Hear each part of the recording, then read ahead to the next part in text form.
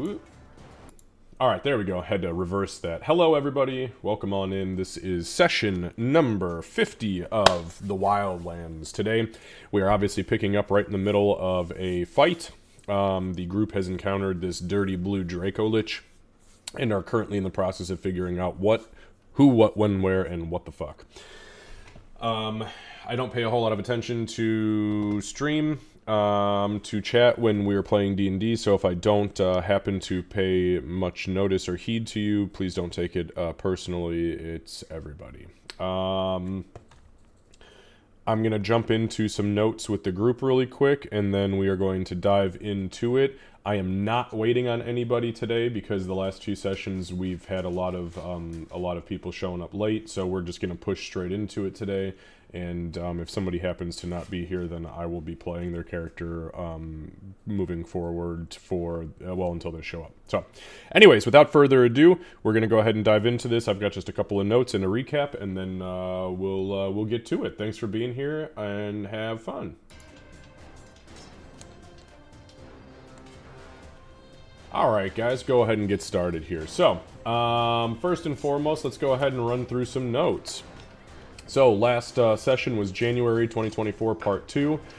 So the group, after a brief disagreement, decided to head upstairs and free the troll's spirit. And by the group, I mean giant air quotes the group, because it was only 4 of the 5 members. 3 of the 5 members, because Gartok wasn't with them quite yet. Anyways, let's see. So, upon doing so, meaning freeing, the troll actually held up its end of the bargain and provided the group with details on the entire first floor. It then phased through the ceiling, leaving behind a slimy, translucent ectoplasm before vanishing. The group returned to where they had left Bloodmane originally, this time with Gartok in tow, and entered the stairs behind the mirror. At the bottom, they passed through 2 rooms before entering another room with a massive blue Draco Lich, which rose and attacked them. Combat obviously broke out, and the group fought viciously against the creature and its pocket-sized zombie spawn. I don't know what the fuck I was on when I wrote that, but I like it. The creature began to wane, and the group summoned their collective strength to hammer down the beast, and that is where we find ourselves. You guys have officially dropped this bitch to under 100 hit points, which is, you know, hey, triple digits, baby. Get them going. So this is we have switched over to milestone. This was not a milestone session, so again, there was no level up. But that's okay, because we are doing well. You guys are very quickly approaching milestones. So I only had one note that I wanted to bring up, and I know that this is something that we talk about on very rare occasion, and I know sometimes it's one of those things that just becomes habitual, kind of like a sake of brevity for sake of brevity, that then turns into a habitual thing. But my only note is, if you succeed at a skill check, or if you succeed at obtaining a bit of information, and you intend, as your character, to share that information with the group, please, please, please refrain from the classic, I share that with the group line. Because I think what it does, especially with this group in particular, there might be like some of my one-shot stuff where I'd be like, okay, let's just get on with it. But with this group in particular, we've got such awesome role players and such developed characters that I think it does your characters disservice to kind of gloss past potentially sharing something that somebody else might not know and allowing them an opportunity to go, holy shit, and react to that. Or maybe they don't say holy shit, maybe they go, you just fucking learned that, you dimwit. But hey, we've then created another moment. Not pointing any fingers, by the way. But yeah, just for future reference, just as that's me, by the way. As everybody looks at their dump stat intelligence, and then realize what situation they've gotten themselves into, it's like, see, this is how we got where we were, we're all idiots. Okay, so yeah, just share the info as your character would share it, even if it's super, super brief. You don't need to elaborate on every tiny, minuscule detail that I have shared as the DM, but just live it. And that's all I've got. Okay, any questions, comments, clarifications? Yes, I understand the concern, as I can see all of your hit points. So, that's concerning. We'll be fine. Yeah. What can happen? Well, I mean, I keep thinking about it. I don't think Gartok has used his once-a-day bite to regain hit points thing. You haven't eaten a part of this Dracolich, have you? Not yet. Not yet, baby! You still got time. You still got at least one turn. I was looking through my health options here. Okay, so, with that being said, my friends, let's go ahead and just dive straight fucking into it. Alright, so at the very top of the round, so you guys have been pummeling this thing. What had just happened is that it used its last legendary action for its turn, flew up and over you guys, and when it landed, it knocked down Ulrich, knocked down Winnie, and damaged everybody else just a little teeny tiny bit. Except for Sybil, which I believe utilized her evasion to pretty much dodge every bit. Although she has lost her temporary hit points. Those hit points were fleeting, but boy were they important. Alright, at the very top. Dodging. So. Combat dodging, yes, exactly. Okay, so all the way at the top, Bloodmane. Time to do work.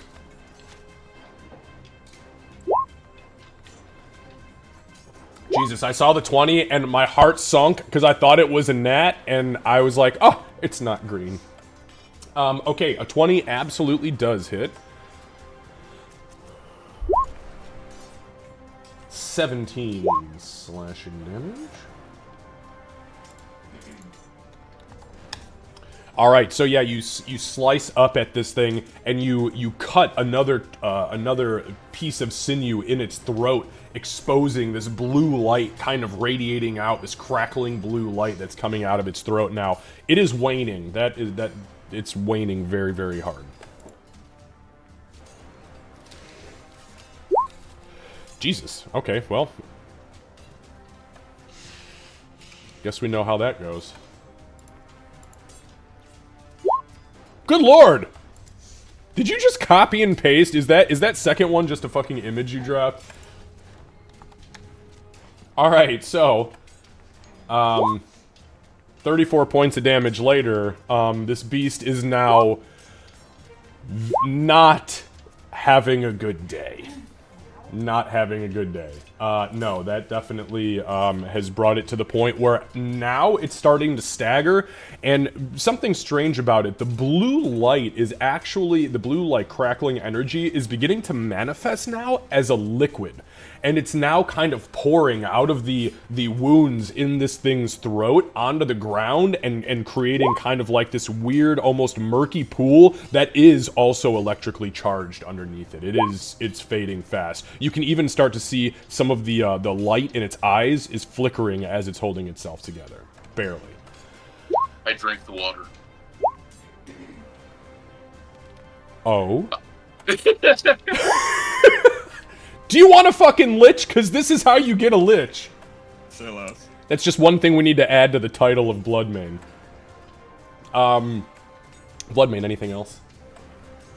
Yeah. Tenty? Empty. Go on, good, little Junior. TT.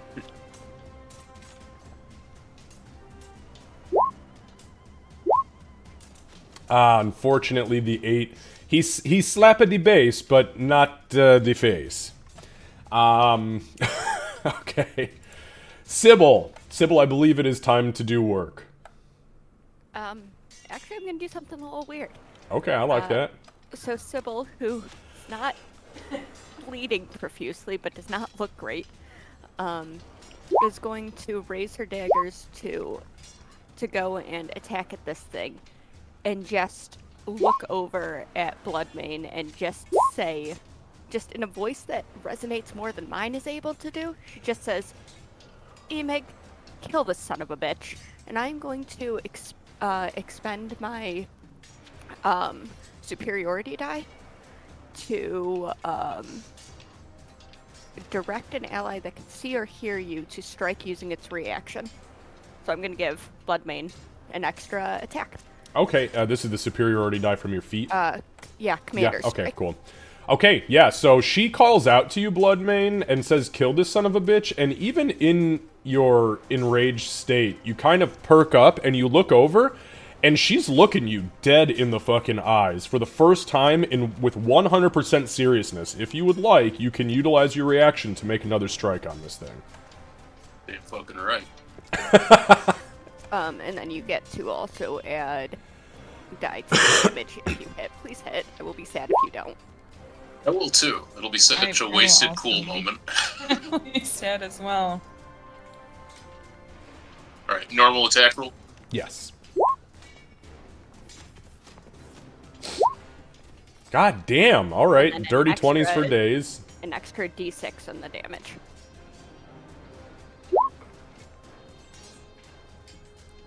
Well, at least we know he's not pasting the damage.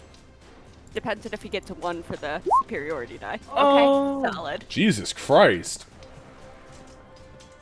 Okay, so yeah.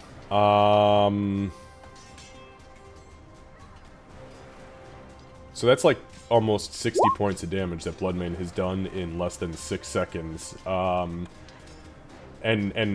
a good chunk of that damage is because Sybil worked up the courage to shout at him to kill this thing, which he instinctively, like Bloodmane, your blade retracts into the defensive position again before you realize, oh fuck, I didn't, what sorcery, like, this bit, did she just...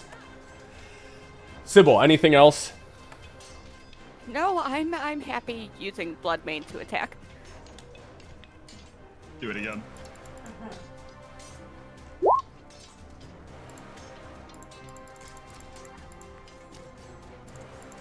Alright, Gartok. So, I guess this is kind of a double-headed action. Gartok wants to, 1, bite the dragon, but I'm gonna use my bonus action to get that sweet temp HP. All 5 of it. In your state, I think it's very necessary. Oh my, it's not even 5, it's 2. Oh god, is it really that low? Yeah, it's by my, I think, con modifier. Oh. Be more Connie. Easy. I agree, I should probably do that. Better than Gray. True. Yeah, Gray was Yeah, dipping you in. don't get hurt when I heal you. I remember there was a few times you were rolling for HP, and you'd be like, I think I got a 0, and I was like, no, I got you. Minimum's 1. Go ahead, I'll do that solid. You did get healed for 0 once, though. Yep. Alright, so... So I want to bite him, but I want to bite in, like, one of the areas where this, like, blue liquid's flowing out. Specifically. Okay, go ahead and make an attack roll. Unarmed attack roll? I hope you do it. Actually, Jaws is its own weapon, it's just a bite. Okay, bite. It was so close to a 50 and I'm upset. So as this Actually, thing... hold on. Can I use my DM inspiration? Sure, make sure you mark it off your sheet. It is gone. I hate this game. Oh! You feeling... That's a sign from the DM that says, don't drink the fucking blue liquid coming out of the Draco Lich, you asshole. But I want. Okay, so as this thing is wavering, it's starting to get erratic. Now, it's pretty clear to you guys that this thing is more than likely undead or has been reanimated in some way, shape, or form. And Gartok, in his infinite wisdom, decides, I want to drink that blue liquid spilling out of this thing's neck holes. And as you lunge towards it, it rears back very lively as Bloodmane comes down on the top of its neck now being held together by nothing more than a few sinews of magic. But you miss, unfortunately, making even contact with it, probably for the better. Yes, that makes me big sad. Because that was the only reason I picked to bite over my fighter feat. Well, the dice giveth and the dice taketh away. And they definitely take took it away. Yeah. Taketh away. Anything else, Gartok? Yes, I will swipe at it twice, because that was a bonus action. Alright. Actually, I do want to just make sure I attack twice. I think I did this last time as well, because I keep confusing it for Bonkin.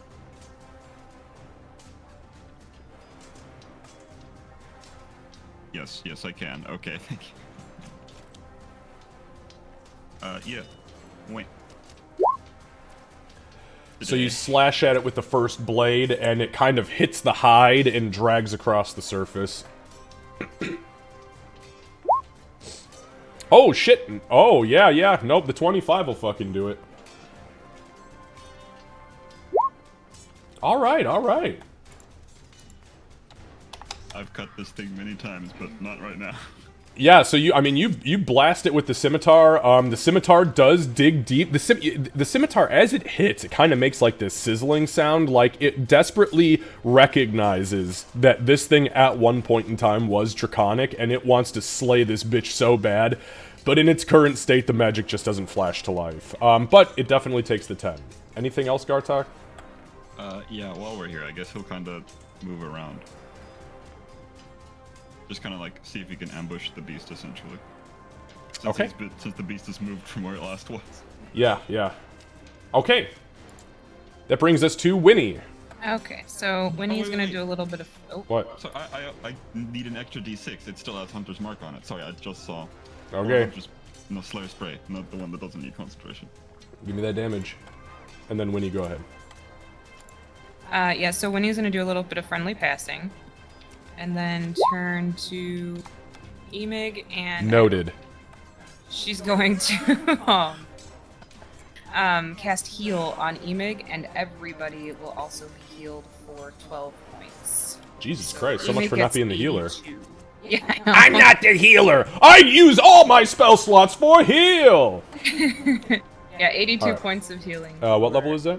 For Emig, that's my 5th. 5th. Holy shit, heal's only a 5th level spell? Sorry, 6th. Oh, I was like, Jesus Christ, when did heal become a 5th level spell? Get the I fuck out of used here. all my 5th already. It's conjuring animals that did it last. Yeah, so that's What level was the Summon Draconic Spirit? Because you cast that too. That was 5th. 5th? Okay. Just making sure you're not overcasting here. Alright. So Winnie, as Winnie kind of skirts around the outside of Lil TT and Big TT, she, this incantation kind of crescendos, and as she does, she reaches out and she just grabs onto Emig's shoulder. Emig, through the rage, you feel that comforting hand, and then this burst of energy just kind of washes through you like you're becoming flush. And as you look down, the damage that's been inflicted upon you by this beast, all of the burn marks from the electricity just seal, and you see Winnie's spirit just kind of bouncing around the room, healing everybody. Science, bitch. Alright, Winnie. Anything else? I'm pretty sure that's all. And Gartok, make sure you take that healing too. Yeah, that's all. I think it was what? It was 11? It's 12 points 12. of healing. Yep. Okay. And Ulrich forgot gets to- it, Sybil gets it, I get it. I forgot to put it on roll 20. My bad. And that Not a big is, I think that's gonna be all that I can do. Alright, go ahead and my turn. And we roll a 6. A 6 means I do get my breath back. Oh no. Oh, I'm taking one of you motherfuckers out with me. That's Don't right. turn around, don't turn around, don't turn around. Well, no, I'm more worried about Ulrich. Ulrich, you're the healer. Good point. I think you should turn around instead.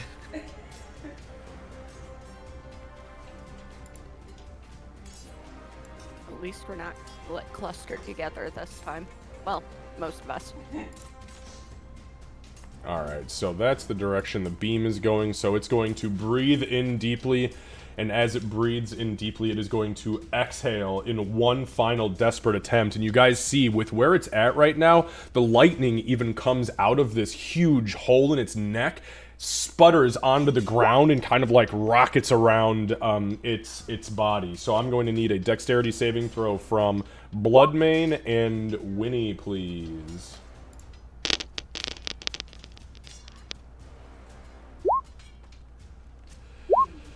Winnie, that is 64 points of lightning damage, and Bloodmane, you succeed, and you take 32 points of lightning damage. So, Winnie, go ahead and roll a d20 for me, please.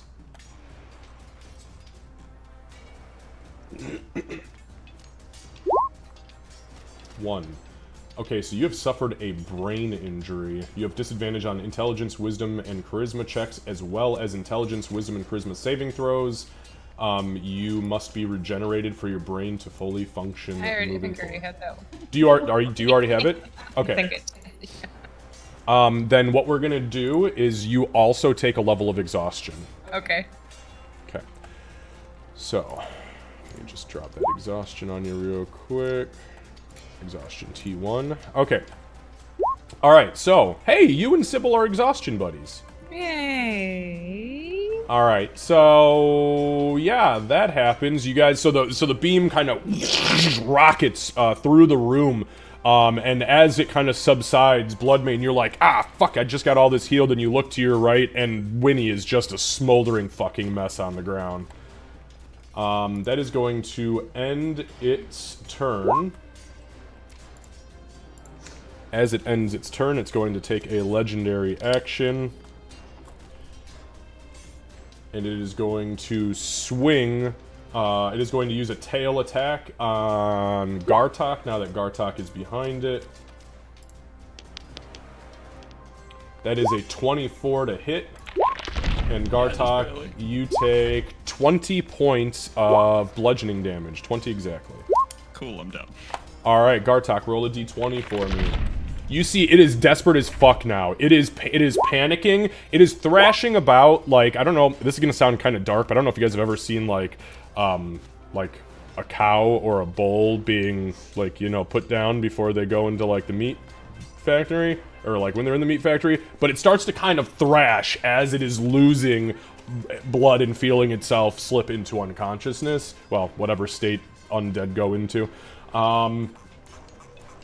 But it is at that point now. It is so wounded, and it is getting desperate.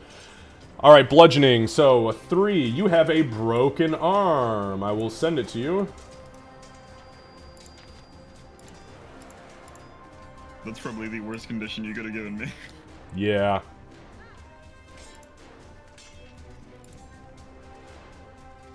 I'm not actually dead, so I took the X off.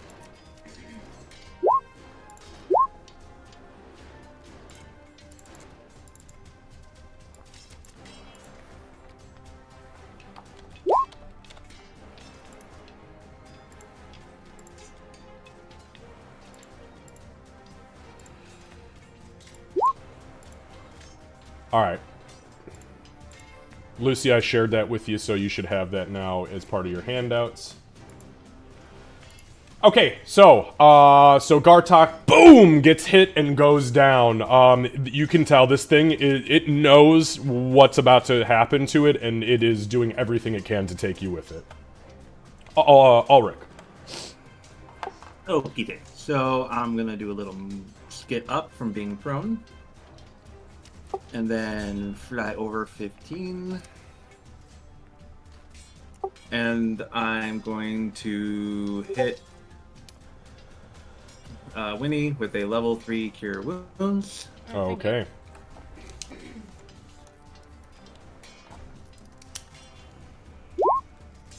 Alright. Winnie, have we discussed the spirit going away when you dropped? It doesn't. It doesn't. stays for the Okay, duration. that's what I wanted to make sure of. And it's only 1 minute, though, right? Correct, and I'm Okay. on round 3. Okay.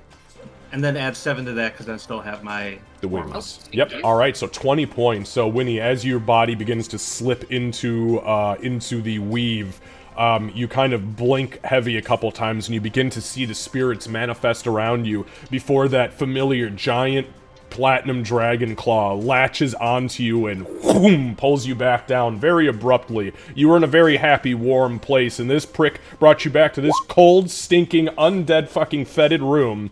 With no fur again. Great. Welcome back. And then the mace will move up and take a whop. So when she looks up at you, by the way, Ulrich, something's not right. One of her eyes has gone completely lazy, and she's drooling ever so slightly. It's the goat eye. Yeah. Which is weird because it being a vertical or a horizontal pupil all the way across the eye, it kind of like is like tilted cockeyed, and it's like diagonal now. Deal with that later. I'm not happy about what we've done here today. Alright, sorry about that, Ulrich. And then you were spiritual weaponing. Okay, a 24... wow. This fucking spiritual weapon has hit more in this combat than I think Ulrich has hit in the entire campaign. That's not hard. You're not wrong. Okay, go ahead and roll some damage for me, please. Holy shit!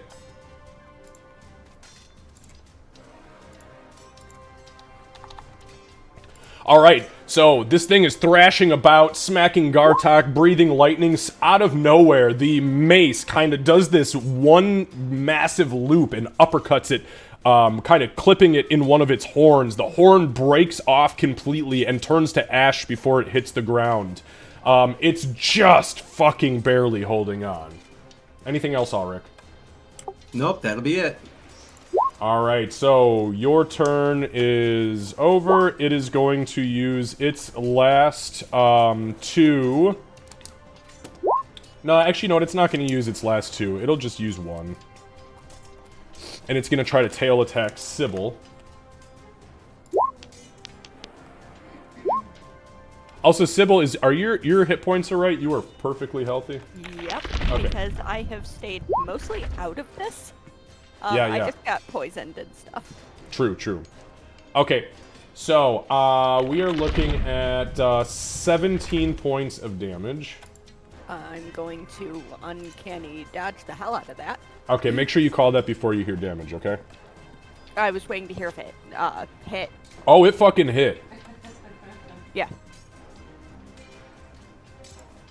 Alright, so you're gonna take, let's see, it's gonna be 8 points of damage. Bludgeoning.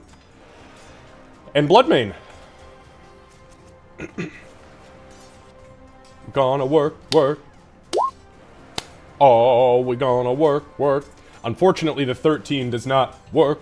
But you do gently drag the blade across the creature's throat. Kind of like it's like you just pulled a crispy piece of chicken out of the oven and you're just kind of dragging the knife across it just to listen to that crisp.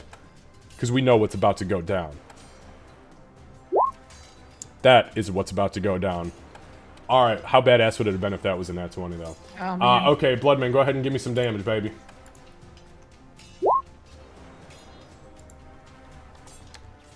Alright, so you smash into the side of this thing's head. And as you do so, you carve, like, probably the first quarter of its skull completely away. And inside of its head, where its brain should be, is a small blue gem that is currently bouncing around the cavity of its head with little beams, crackling beams of energy kind of feeding and going off into the rest of the creature. Anything else?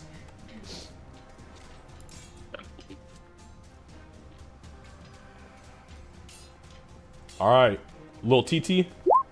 Oh, Lil TT! Oh, Lil TT, end it. Oh boy. Finish it. Get the fuck out of here. Look, I'm gonna drag this over so you guys can see it on stream. This is its hit points remaining. I kid you the fuck not. That was after the 15 that just got dealt to it by the greatsword. It had 7 fucking hit points exactly. And because it's magical, it takes effect. So, Bloodmane, would you please explain to us how little TT finishes the job? And no weird tentacle and mouth stuff, please. Noted. Tentacle reaches out, grabs that little bouncy stone from that skull, and yoink, just pulls it right out. Just wet sucking sounds. Yeah, that's good, that's good. Okay. And, yeah, and that's exactly how it goes. So, the tentacle kind of thrashes around, and as Bloodmane's, Vorpal Greatsword kind of takes the top of the head off, you see Bloodmane kind of look in, you see the tentacle kind of rise up and look in following Bloodmane's head movements, and then suddenly, like a monk snatching a fly out of the air, it reaches into the head, one sucker grabs the top of the crystal, bends its little, I don't even know what the fuck to even call it, point around the edge of it, and with one loud, sickening pop, there is a burst of lightning that kind of rockets up towards the ceiling in this 9-foot-high room, kind of dissipates, and the creature kind of flops. You see a flash of light from the eyes, and poof, it hits the ground. So give me one moment.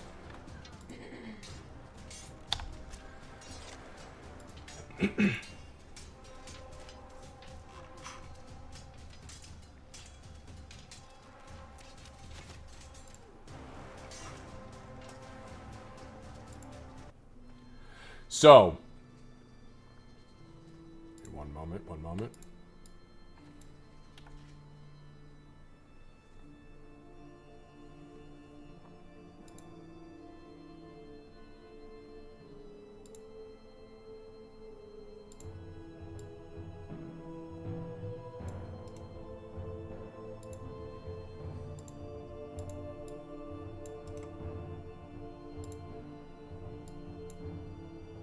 Ulrich, you can change your HP back. I believe it was at 61 again. But as the creature dies, your the magic of your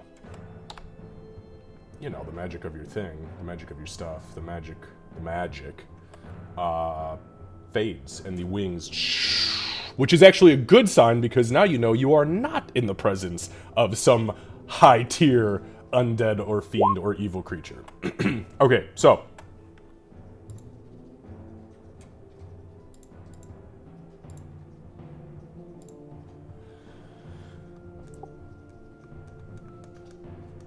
Give me 1 second. Guys, give me just 1 second. I'm having a small technical issue on my other screen. This goddamn thing.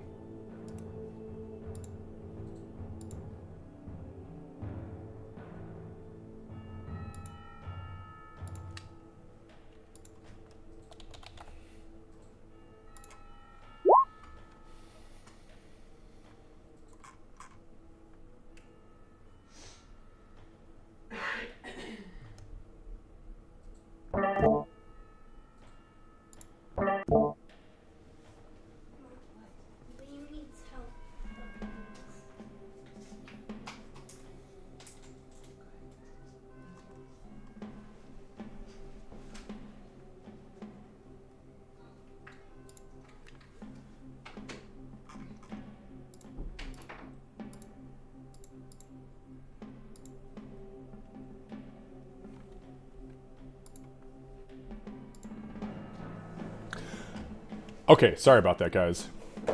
So, as the creature hits the ground, there is a momentary pause as the entirety of this entity's body crumbles into black ash. As that happens, there is a small, very familiar looking gem in the back of the room that is sitting in this open-faced chest. The gem flashes pink for just a moment.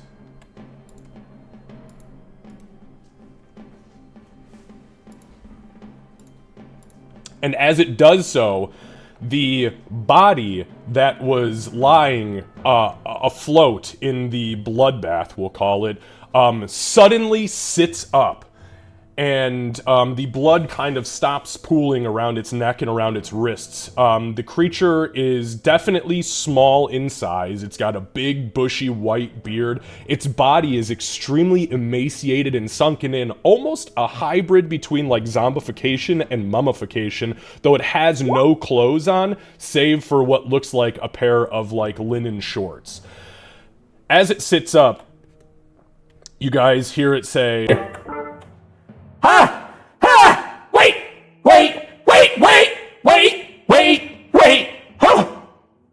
Oh, shit! Oh, I'm so sorry! Oh, thank goodness you showed up, though. That thing had me stuck in this pool for weeks! Oh, my goodness. Oh, shit, your friend's dead. Oh, no. Oh, he's dead. He's dead. And he starts to climb out of the tub. I'm just not even paying attention to him. I just want to run over and heal Gartok, so. Okay, you run over to Gartok, and how are you healing Gartok? We'll do a level 2 Cure Wounds. That's very generous. I thought you were just going to give him a spare the dying and say, see you in 10 minutes.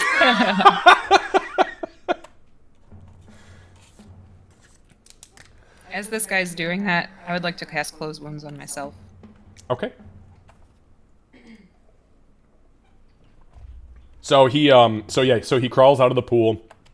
By the way, just for clarity's sake here, is the voice coming across better today than it usually is? Okay, so I think I finally figured it out, because I know that you guys have been having some trouble understanding some of the voice modulators.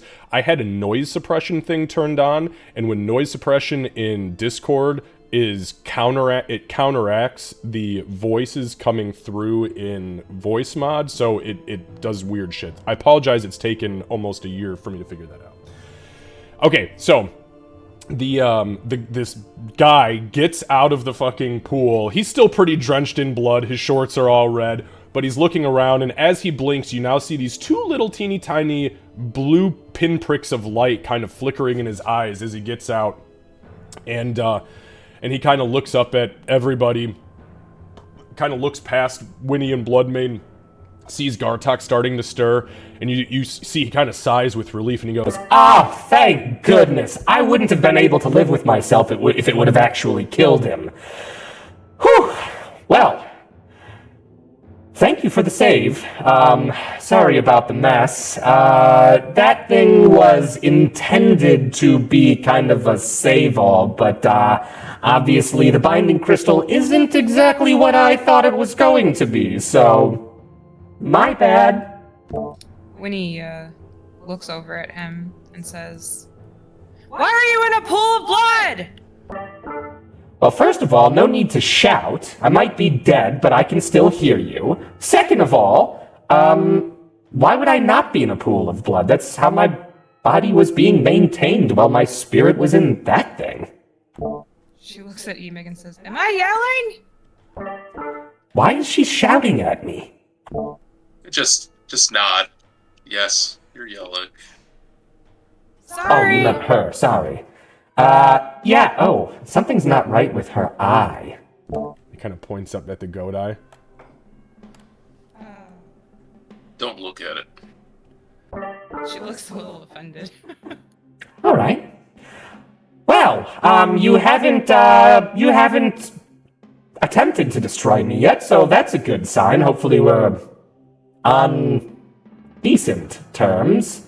You all look worse for wear, but you defeated my Draco Lich. That's pretty impressive. That's really impressive, actually. I'm kind of surprised. I didn't think anybody was going to be able to kill the Draco.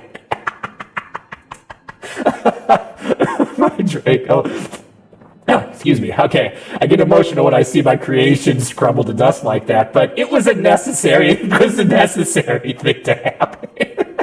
See, I'm happy that you lived. You assume you're probably here for the binding crystal. I had a feeling somebody would come looking for it sooner than later. Better you than the demons, though, right?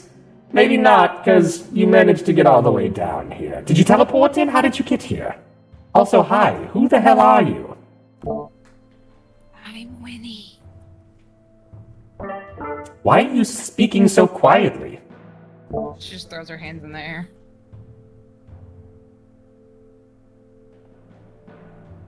He kind of looks out at everybody really awkwardly as everyone is in dead silence. So I guess Gartok's not gonna say anything, but he's gonna get up and one of his arms, the one he probably pulls the bowstring with, is just gonna hang limply by his side, and he's gonna kind of just move over and try and pick up his bow that he dropped in the corner. Okay, yeah, you can pick your bow up. Nothing happened to it. Of course, he'll say thank you to Ulrich. Thank you. Anytime, buddy.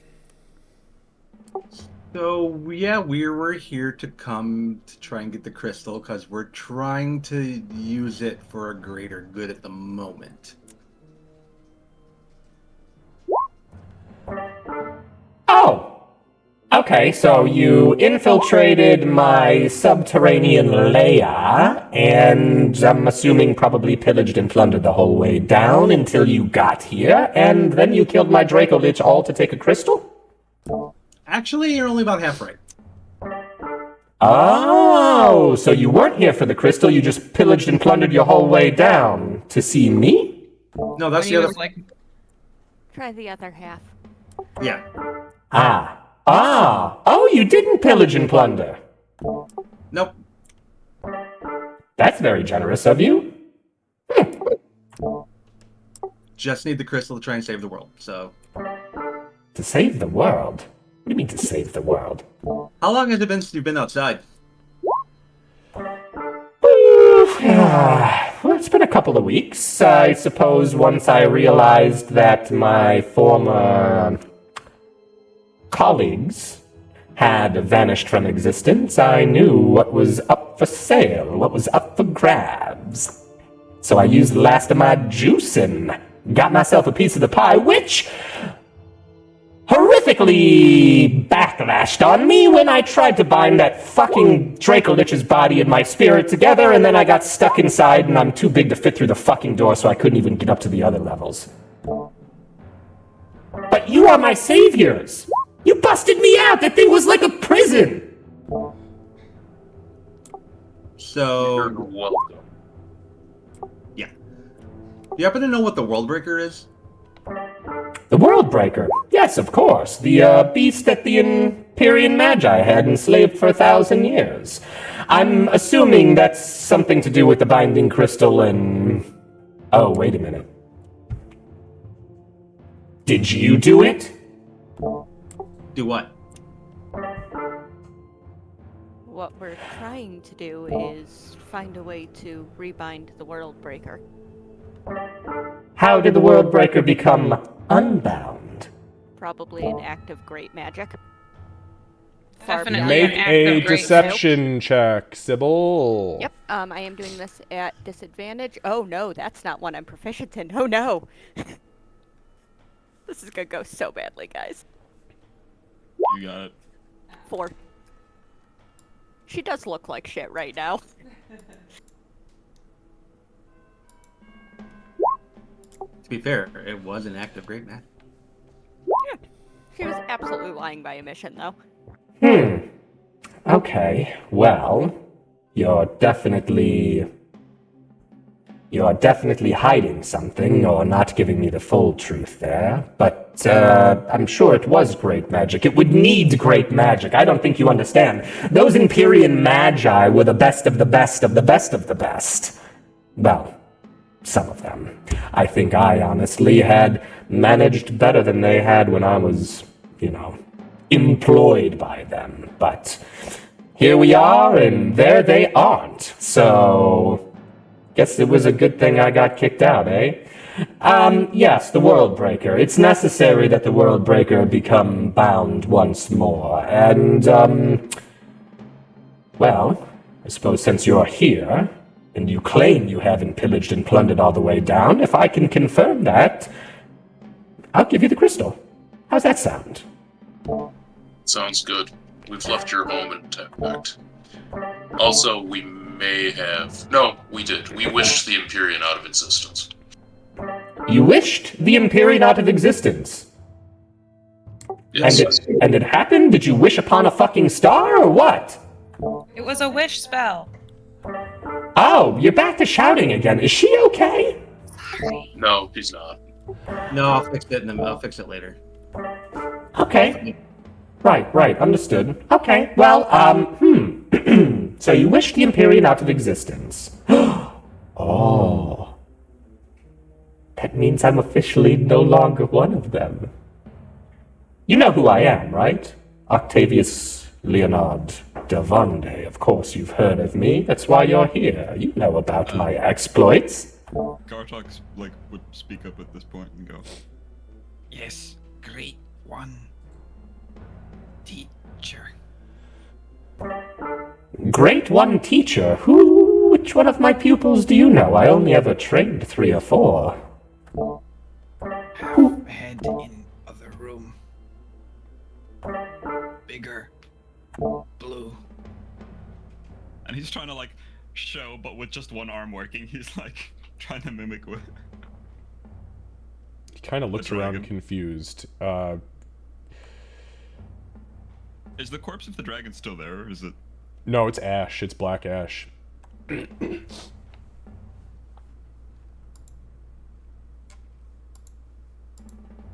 I guess he'll point towards the ash with his one good arm and go, Great blue one. Without a name, unfortunately, I'm quite unfamiliar. he'll point towards the crystal hold him till wish. And he'll look at like Winnie and them for the confirmation of the wish, because I think this is his first time hearing it. Back symbol. Faxingol? Faxingol the Blue? Is that what you just said? Yes. Yep. My gods. He lived. He actually lived. He's still alive today? He's not the one in your picture, is it? Of course it is. He was my protege. Yes, I raised him. I hatched him. My gods, I can't wait to see my old friend. Oh, he's probably terribly upset with me. He has to understand, I tried to take him with when I was exiled, but the Magi were much more powerful than me alone. That poor thing, he was probably so sad for so long. By gods, by now, though, he's got to be over 1,000 years old.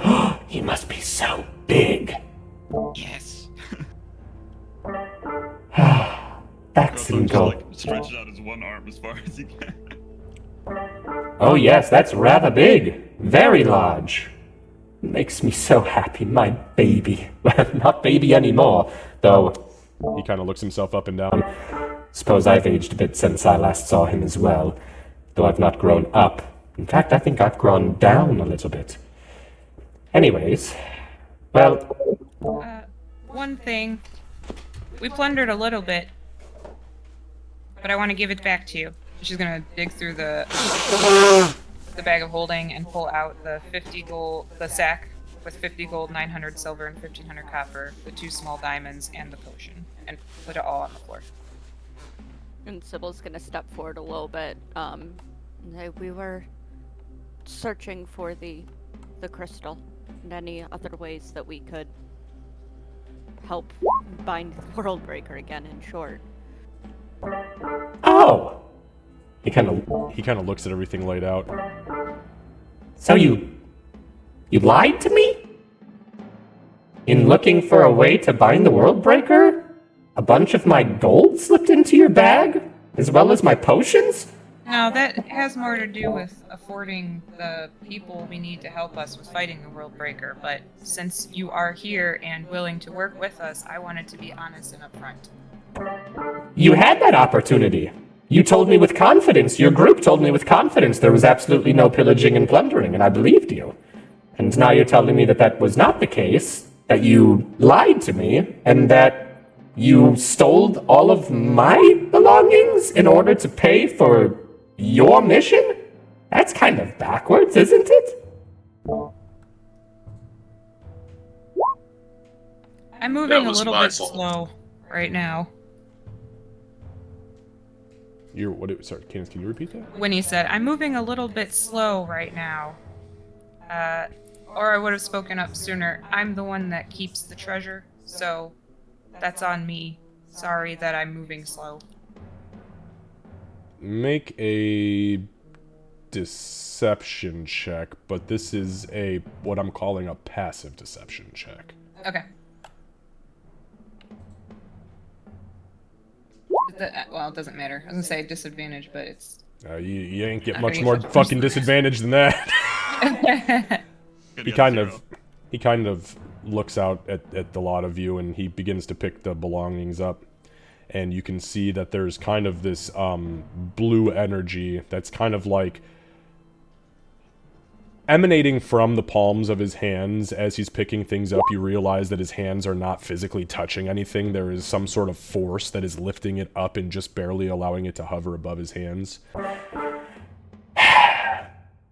I'm guessing you probably didn't do your research about me, did you? Do you know who I am? Do you know what I've done? Do you know... And he kind of looks himself up and down and puts his arms out. Do you know what I am? What I've achieved? I think what we were told is only part of what you've done. What we know is that you are very powerful. We were told that.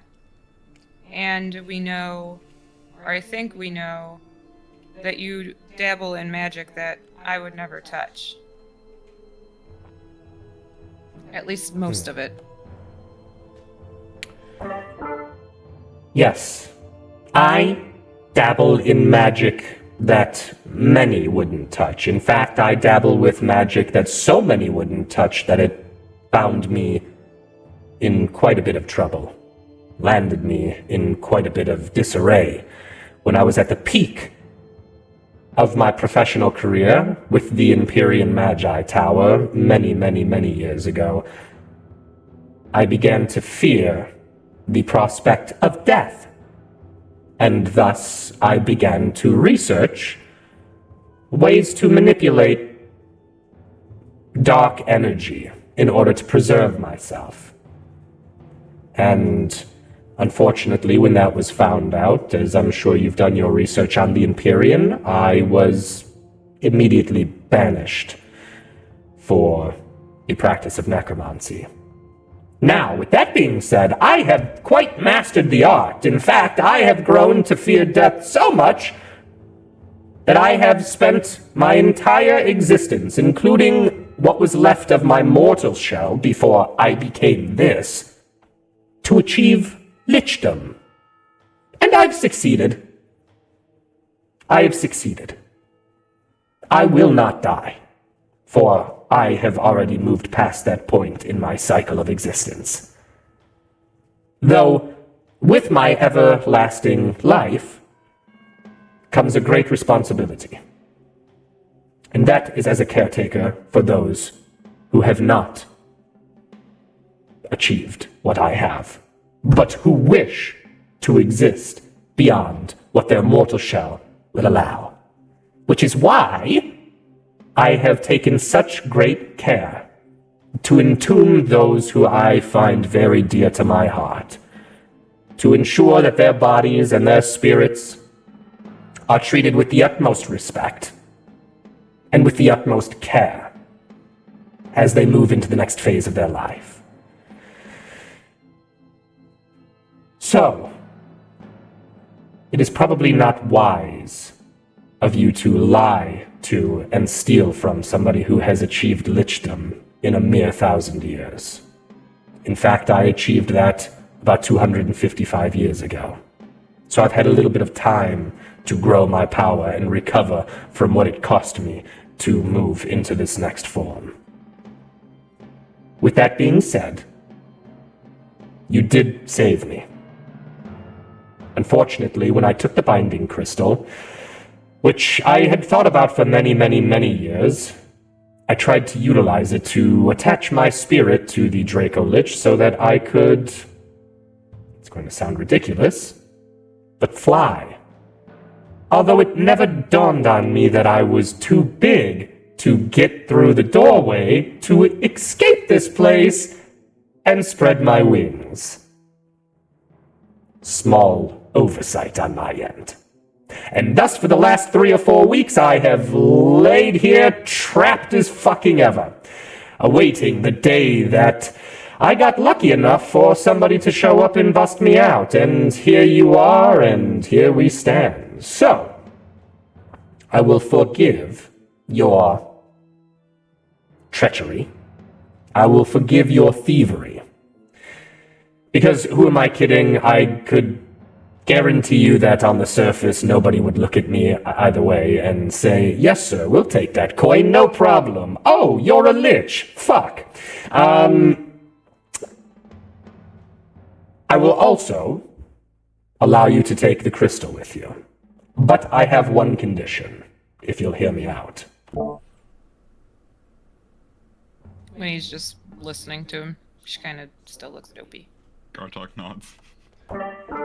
So here is my condition. I have dedicated my existence to subterfuge and keeping myself quiet and out of sight. When you succeed at binding the World Breaker, I want you to work whatever political intrigue you can. Pull any strings you can, and convince the people of this pyramid that when they rebuild, because they will rebuild like they had rebuilt many times before, I want to be officially recognized as the keeper of the dead. And I want everyone who comes to the pyramid for their final resting place to be put into my care, so that they may be properly entombed and watched over for all eternity. Now, I guarantee you that is not going to be an easy sell, but I can feel the spirits of the dead in the land above us, so I'm aware that they have broken free from the Isles of Lost Souls. I know that people will begin to fear the dead once more. But you've met me. You know what I'm capable of. You know that if I wanted to right now, I could turn you all inside out and wear you like meat puppets. But I won't do that, because that's not me. I simply seek eternal happiness through undeath. And the dead happen to be things I care deeply about. Not as tools, but as companions.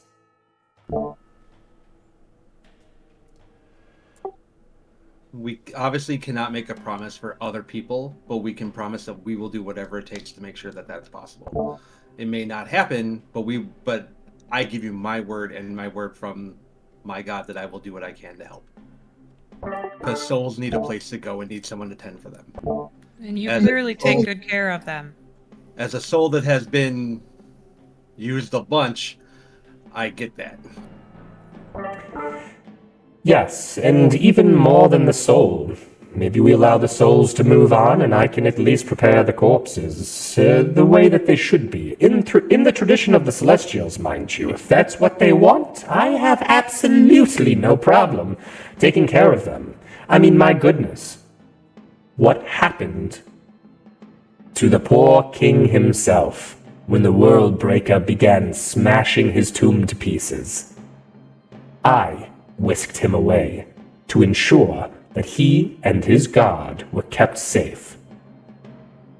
Maybe use that as leverage when it comes time to have that conversation, because I could have simply animated him and utilized him to fight back.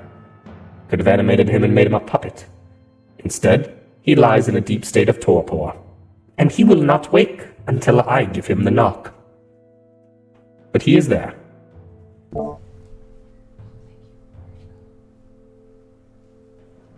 Sounds good. I will definitely keep that little bit of tidbit in my back pocket.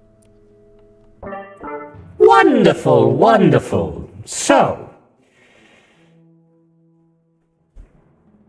one more bit. When it comes time for that conversation to happen, which I know it will be a difficult one to have, if it begins to go south, just remember that by exposing me in the first place, I will become vulnerable. If they don't agree to what I've requested, and they seek, which I wouldn't be surprised by, to destroy me, or to rid me of this subterranean cavern that I and my companions have created, many more will lose their lives unnecessarily, I can guarantee you that. I may be taken down by holy flame in the end, but I promise you I will drag every man, woman, and child into the afterlife with me that I can, if it means protecting my sanctity and what I have worked for. If it does go south and I can get you a warning, can we avoid some of that death? I've made a home here over the last 1,000 years. Understand. I'm not leaving. I understand. I just wanted to throw that option out there.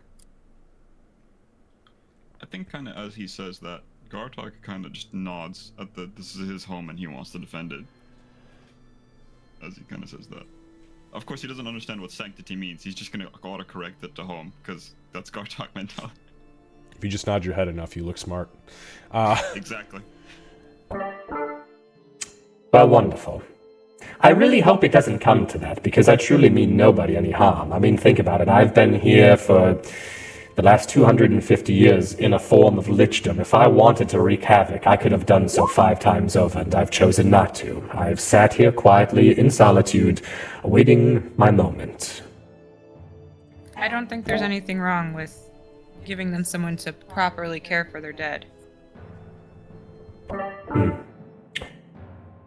Well, with that being said, I think you're due something yourself.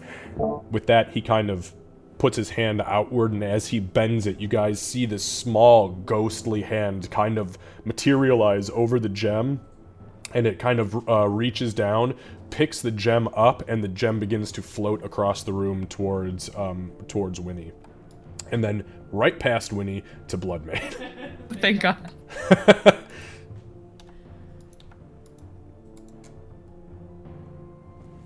I will take the crystal.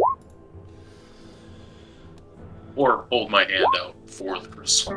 So the crystal, so the spectral hand kind of releases, and the gem drops into your hand, and then it vanishes.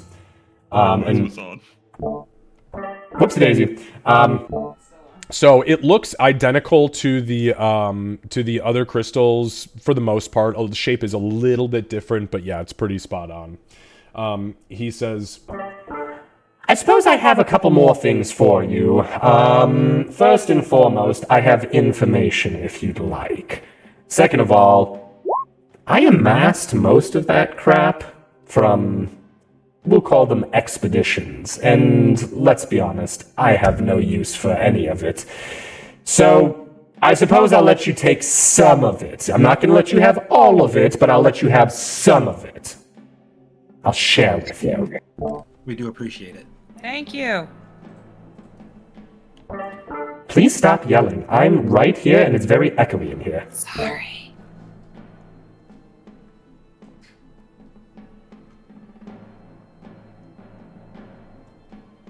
I have a question, Xavier.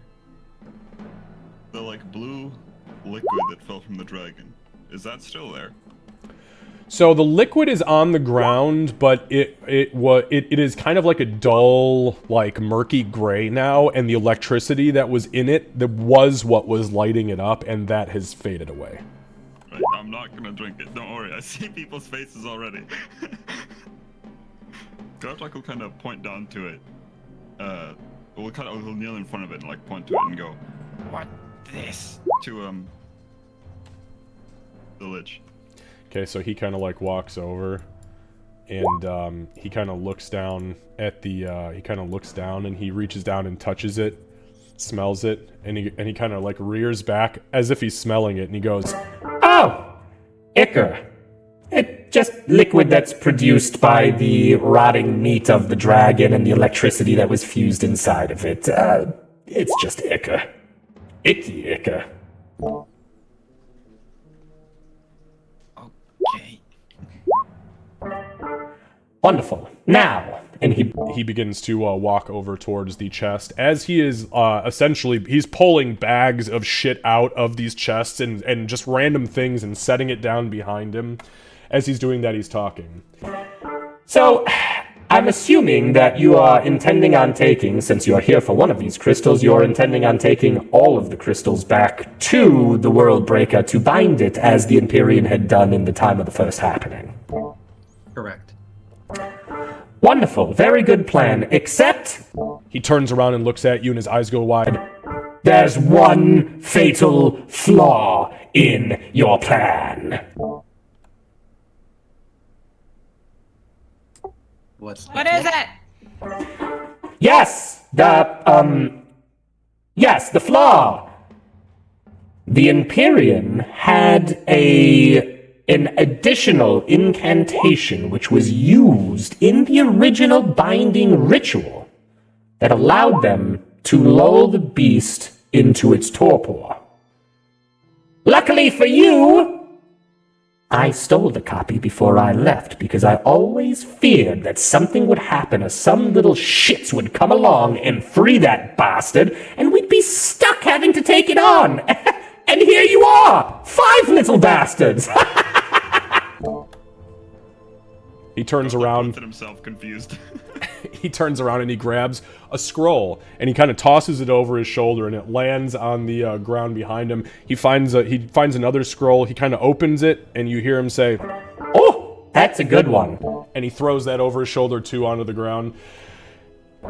He says, so, what do we have here? Here's some coins. And he kind of pushes this big fucking sack of coins over towards you guys. Winnie, I'm assuming that you're playing vacuum. Yeah.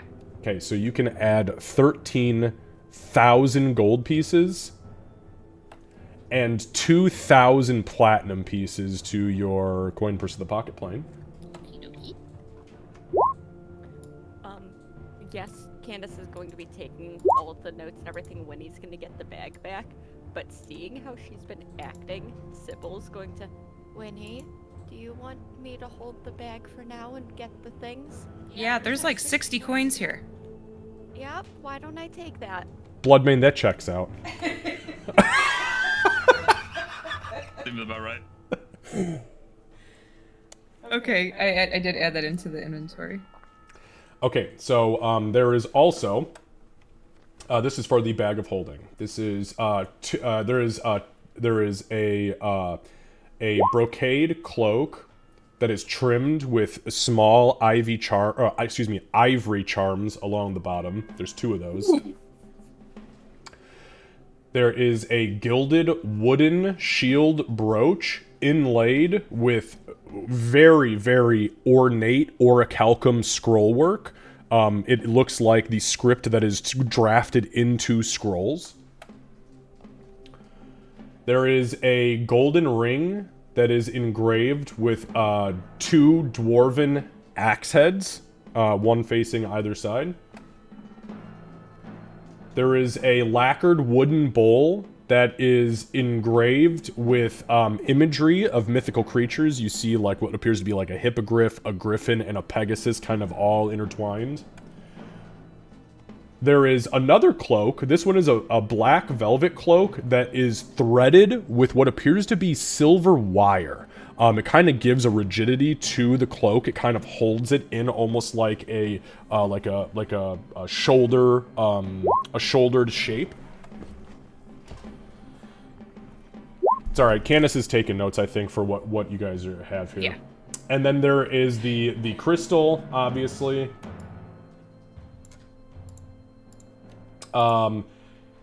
Then he says, Oh, I haven't been able to wear this, but I made it out of... and then he kind of nudges over his shoulder. That guy. And it's the big fucking pile of blue dust, and or black dust, excuse me, and then he reaches into the bottom, and you see him kind of move a bunch of shit up into the side, like he's digging through a kid's toy box, and then he pulls out, give me one moment.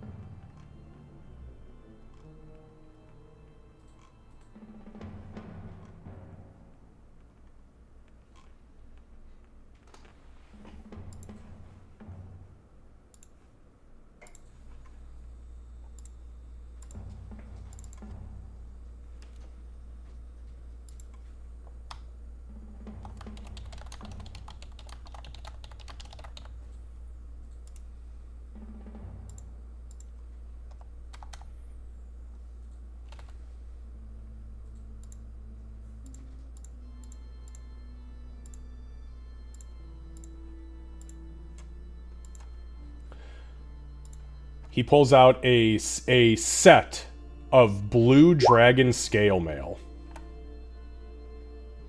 And he lays it down on top of the pile. Unfortunately, it took quite a bit of effort, and I botched the first 4 suits. But I did finally manage to utilize some of my training as a dragon tamer from, back in the days when I breathed, to make this fine little beauty. Unfortunately, it's a size too big, and it really, really makes spell casting difficult. So, if you can utilize it, it's all yours. 2 more things I have for you. And he holds up the scrolls. This one, And he hands over the left-hand scroll. this is a scroll of prismatic spray. I'm not sure if you've ever heard of the incantation. I had taken it from the evocation master at the Tower of Magi before I left, because him and I constantly got into feuds over the practicality of necromancy and the preservation of the dead, and he just never wanted to hear it, so 4 fireballs later and I stole his stash. See? Funny. Now, you can have that one, and you can have this one, and this one's more important. And he hands over the right-hand scroll.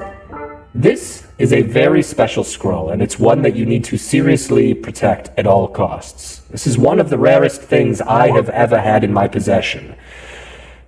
At the time, the Archmagi of the Tower, this is, mind you, 1,000 years ago, so he's probably long gone at this, well, they're all long gone at this point, but probably died quite a time before you even made them all poof. This is a scroll of imprisonment. It comes from the 9th circle of magic, from the Archmage of the Tower of Magi, scribed by himself.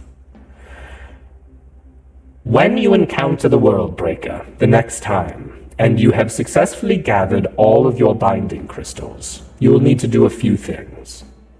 First and foremost, you will more than likely, if it has happened the same way that I remember it happening the first time, you will need to submit your forces, your military forces, to the sea of cultists that have surely flocked to the beast by now. Second, you and your allies will need to reduce the beast in overall strength as fast as you possibly can. And when it is at its weakest point, you need to begin not only this ritual, the binding crystal ritual, but you also need to cast this imprisonment spell upon the beast. That is the only way to guarantee that your forced torpor takes hold. Now, I'm not sure if my former...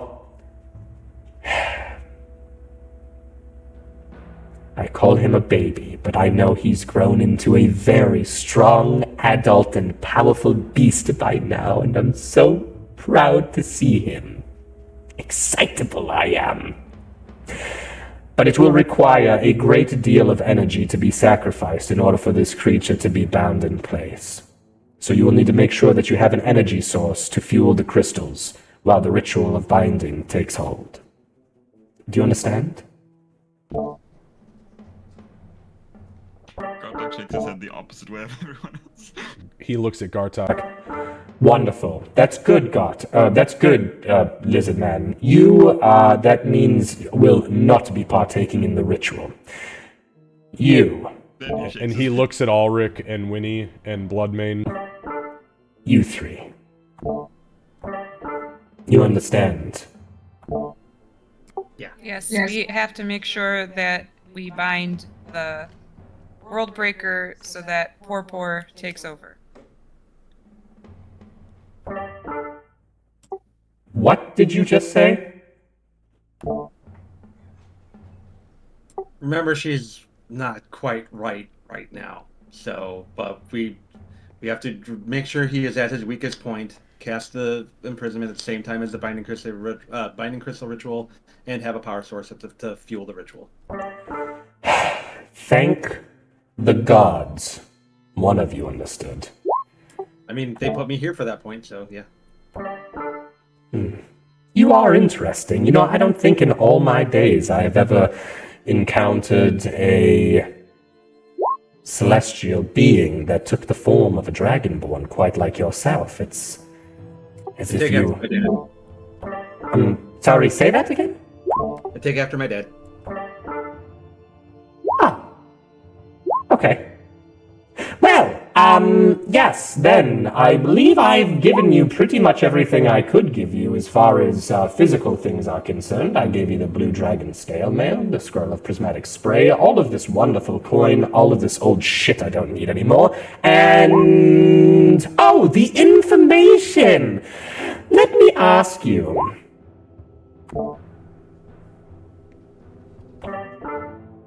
what details do you actually have about the other crystals? 2 of them were held by hags. Keyword held. 1 was held by you, and we still got to figure out the 4th. So I was kind of hoping all 4 of you guys showed up at the same time. You got to look at the other person who took it. Huh.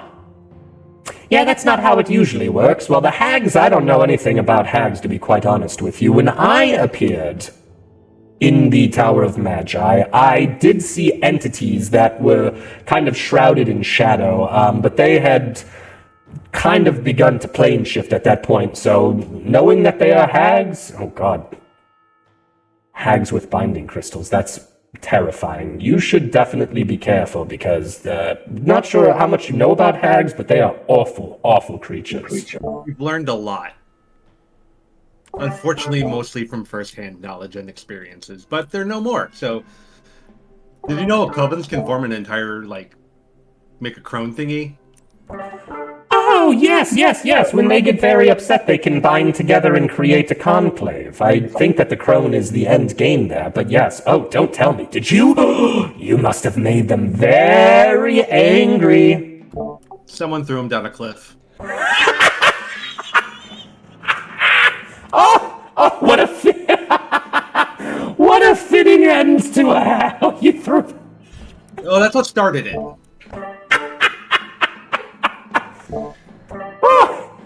Oh, sorry. Hags are terrible creatures. I despise them in every way, shape, and form. Good for you. It might be the poison, but Sybil has gone very pale as she's listening to this segment of the conversation. This is wonderful. Well, okay, so the hags, you've obtained the binding crystal that the hags had? They had 2. No, well, shit on a shingle. My goodness. So you've got that one, you've got those 2, and you've got this one, which means you're missing 1. Yep. Well, lucky for you, I happened to encounter the son of a bitch who snagged the 4th. And I happen to know who he was. Only because he stuck around just long enough to beset his fucking imps on me. They slashed the shit out of me. Actually, they were going to take me out, but I stole one and brought it back here with me. Doused the bastard in gold. Now, he's nothing more than a lawn ornament. Imps. I hate those little shits. Not a fan of them either. But you know what I hate even more than imps are demon lords. Which is what happened to take the 4th crystal. And guess what? I know his name. Would you like it? Yes. Hold on to your asses. Sometimes when you say their name out loud, they hear it. When he sits on her hands. Gartok will hold it anyway, because he Doing his doesn't intention. jokes. Yeah, he glances between Winnie and Gartok, and he's very clearly trying to figure out how the fuck you've made it this far. Why we do this?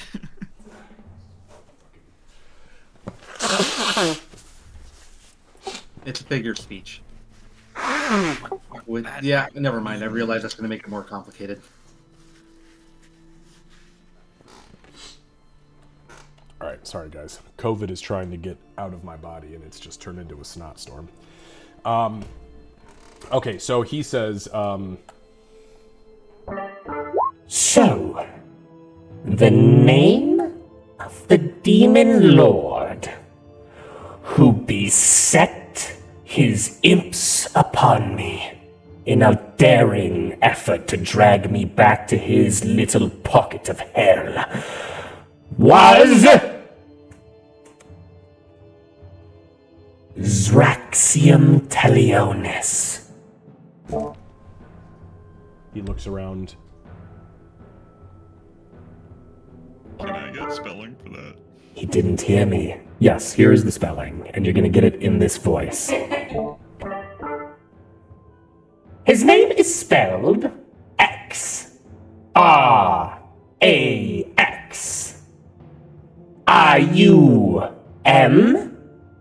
apostrophe, because demons are fancy like that.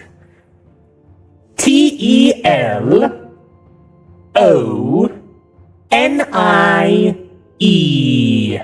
And you can throw as many S's on the end of that fucking name as you want, and it just sounds all the worse.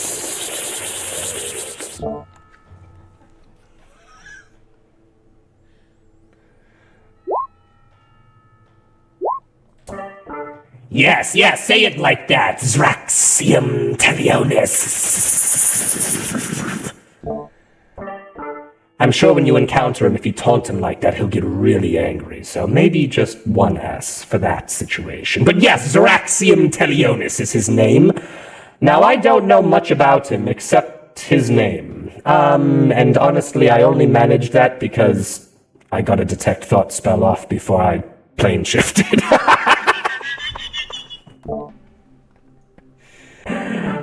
That's okay, though. His imp got a chunk out of my face, so it's regrown now. But, bastards were just terrible. By the way, the sound they make when they are being dipped in gold, holy shit, it is atrocious. 10 out of 10, don't recommend. Now, you say that you've left almost everything intact upstairs. That means that you've left my sweet little familiars alone in their resting places. Correct. And you've left alone my very first and only bodyguard. If there was a being that was in a tomb, we did not touch a single tomb. I don't like that you say tomb so specifically, as there were other creatures not in tombs. Though I suppose you could consider a cage a tomb, depending on its intended purpose. What happened to the troll, and why do I not sense his spirit within the confines of my realm? When we came upon him, I would caution you to speak the truth. I am. When we came upon him, he was in pain, suffering, and was begging and pleading for anything for us to free him. What a baby! Please, you cannot be in pain and suffering if you are dead! That is not true. You can still suffer. There are worse things than death. But we did not do anything right away. We were still trying to find the crystal, and that was our goal, so we continued to search. But unfortunately for some of us, not all of us, that weighed very heavily on how we view things, and imprisonment and torture. Torture is what he was claiming, and so we went and we freed him. He said he hadn't seen you in a while, and we didn't know if you were alive to be able to free him or not. So we did what we felt was right, which isn't always the right thing, we're learning. Well, hopefully nothing comes of it. You are aware that that troll alone was responsible for a very small genocide on a population of Kotoa within the Sharkfin Swamp in his days of the living, correct? Nope. Well, of course not, because you didn't come and ask me prior to deciding to make the decision to release him. Bloodmane looks very annoyed. To be honest, we didn't know if we were going to be able to come back through. So we thought before we stepped through to come down here to see you, we should probably take action if we were going to. That makes total sense, and now it comes full circle. That's also why you decided you were going to rob me before you came here, so that you didn't miss out on anything in case. Yep. Wonderful. Wonderful. Now I see what kind of people you really are. Luckily, we all have a very, very common enemy, because if it is not you to bind this thing, I'm not entirely sure who, considering you wished away the only people who knew how to do it. Lovely. Lovely. This is great. Okay. Well, at least you didn't tamper with Amamko Tepe. I know that he would be here bitching up a storm if you would have accidentally woken him up and not killed him. He does like to complain. No wonder they entombed his ass.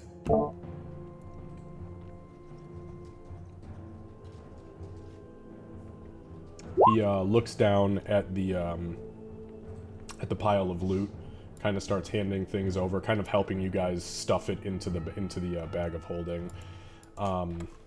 Yeah, I would, I'd put the scroll of imprisonment in the bag of holding, but hand the one of prismatic spray to Ulrich, and then the crystal will go in the bag of holding, and I've already added the coin. Okay, perfect.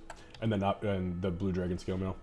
That is laying out, as well as the 2 cloaks, because she didn't want to just like scoop shit up. She wanted to see us. Gotcha. Okay. So he kind of like looks out to you guys, and he kind of just leans against the chest, and he says, Well, I suppose you've done enough damage here. I'm glad we could come to some sort of terms, and remember, I don't want things to go south when it comes time for me to claim my place in the eyes of the living as an entity of good. Clearly, you see, I could have done very, very naughty things down here over the last 1,000 years, and nobody has ever seen a stray undead walking the streets above. No one has ever seen or heard the whispers of a spirit or a ghost in the streets above. I've taken great care to keep those things under wraps down here. Some of them quite literally, like the mummies. But now that the dead roam free, people will begin to fear, so I do truly rely on you and your efforts to help me help them understand my necessity when the time comes. I will be very sad if it does not go that way. But we must do what we must. Just like you did when you robbed me and then lied to me. Yes, and then freed a murderous troll spirit, but that's okay. I just hope he doesn't go back to the Sharkfin Swamp for revenge. You know, it took 10 years for us to help rebuild that population. It was under our control in the days of that creature's life cycle. Anyways, wonderful, happy thoughts. Congratulations on your next step. Is there anything I can do for you that I have not done already? Anything you'd like to take? Maybe I can interest you in a chandelier or a rug. Gardok will put up his hand. Yes, a chandelier or a rug? Can teach about great ones. Can teach about great ones. I know quite a... Dragon does. Oh! You want to know about the Draco Lich? Or you want to teach me something about the Draco Lich? Want know about And he struggles with dragon, like the word dragon, but he's trying to get it out. Dragons. You want to teach me about dragons, or you want me to teach you about dragons? Or do you want to hear tales about how my sweet little Faxon Ghoul, my little baby Blue as I would call him when he was just a wormling, you want to hear about him? want here also want you teach me. He kind of eyes you up and down. You are a very strong, fitting, dominant specimen of your species, Mr.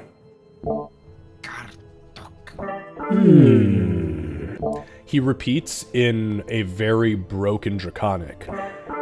Gartak. It's got... Accurate, because Gartok's draconic is broken too. Yeah, his is pretty gross. I suppose I could probably teach you a thing or two about dragons. Is there anything particular you'd like to know, or just some generalities?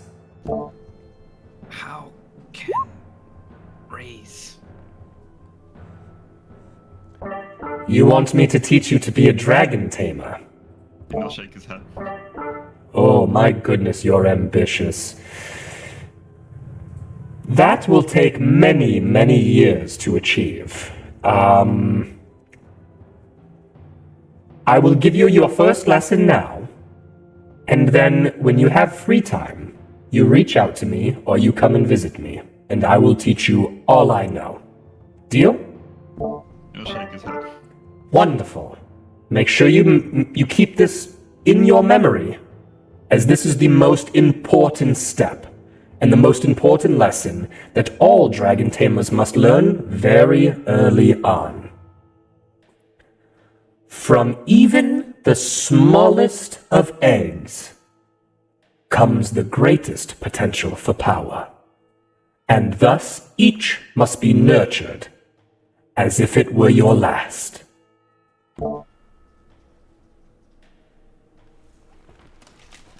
You probably see Gartok like sit down and pay very close attention, and then he'll just kind of mull over. He'll repeat the words in like broken common, like repeatedly. By the way, for everybody in stream, I just pulled that out of my ass. So you're welcome. Does that make sense to you, Mr. Gartok? And I'll shake his head.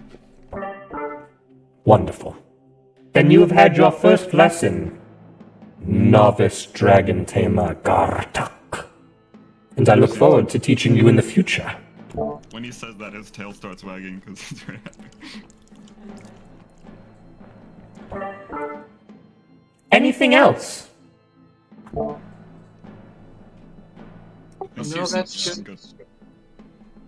He kind of squints his eyes a little bit. You. Kind of nods his head at Ulrich. She's sick as shit. You need to heal her. And he points over towards Sybil. Oh? She's literally sweating poison. I'm not so good with poison. Oh. He looks over at Winnie. I assume your people have something that can help with that? She'll start digging through the bag of holding.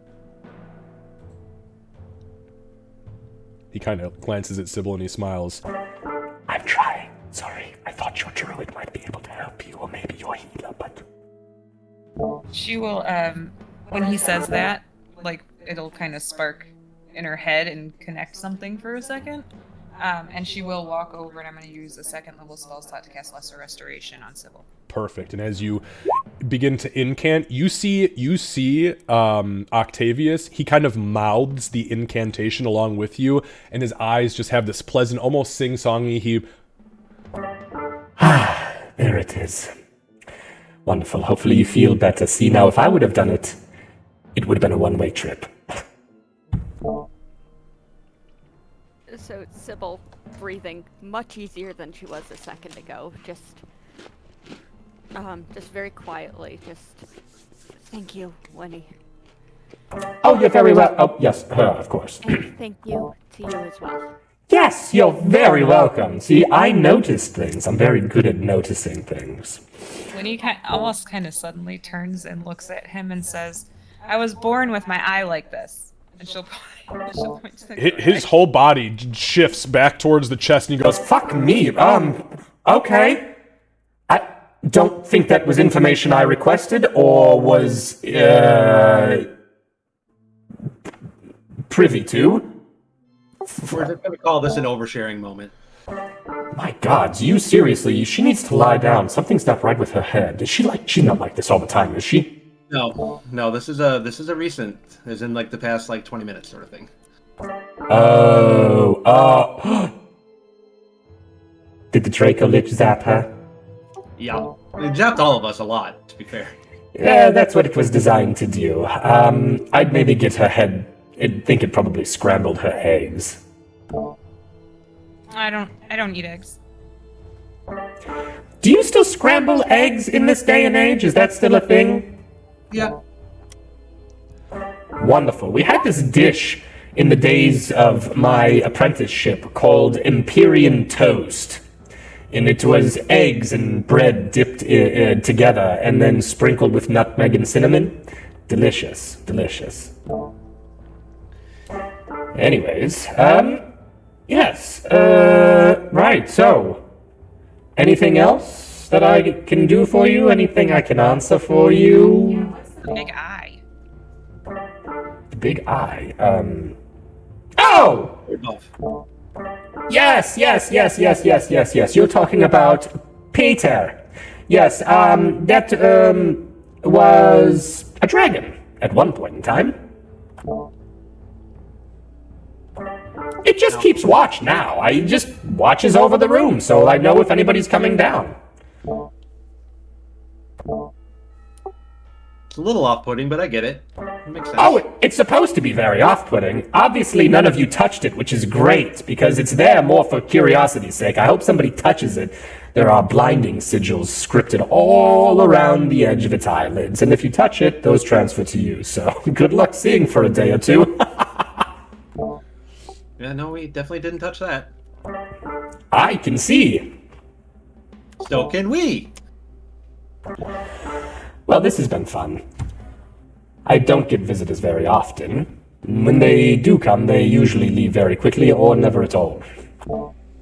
That's fair. Well, we should probably be on our way. If we were to come back to visit, is there a cheaper way to get here? Well, you've seen it now, so can you figure out how to teleport or create a gate? Yeah. You got a little, like, rock from in here that I can steal for? That belongs to this building? I just gave you, like, 20,000 coins that belong to this building. And all of that loot. How about the brooch? Or the gold ring with the dwarven axe heads? Or, fuck, carry the bowl around. That's fair. It's a lot easier to teleport when you got you know, when you got something that belongs to the place. Speaking of which, pick stuff if you're gonna pick stuff, otherwise let's put it in the bag. Gartok's gonna point towards like the armor and look towards everyone. I mean, no one. I can't wear it. That's way too heavy. I got like lots of delicate hand movements I got to do and stuff. Look towards Bloodmane and Sybil. Bloodmane and Sybil. It looks like it would catch and throw the lights in a very noticeable way. She doesn't want it. He walks over to this rock formation on the wall. It's kind of like an uncut, like, rock formation. He does, like, bust a piece off, and he goes, all this beautiful loot that I've been treasuring for years and years and years, and they want a fucking rock. Here you go! It's just so we can come back and visit. Make it easier. This rock is for you. Keep it close to your heart, though not through it. Alright, so Gartok, are you taking the blue dragon scale? Yeah, because I guess no one said anything. Okay, I didn't hear a no from Bloodmane, but I didn't hear a yes. I'm kind of concerned. Bloodmane takes all the really cool shit anyways, so you probably do something. It's not talking to him. He doesn't want it.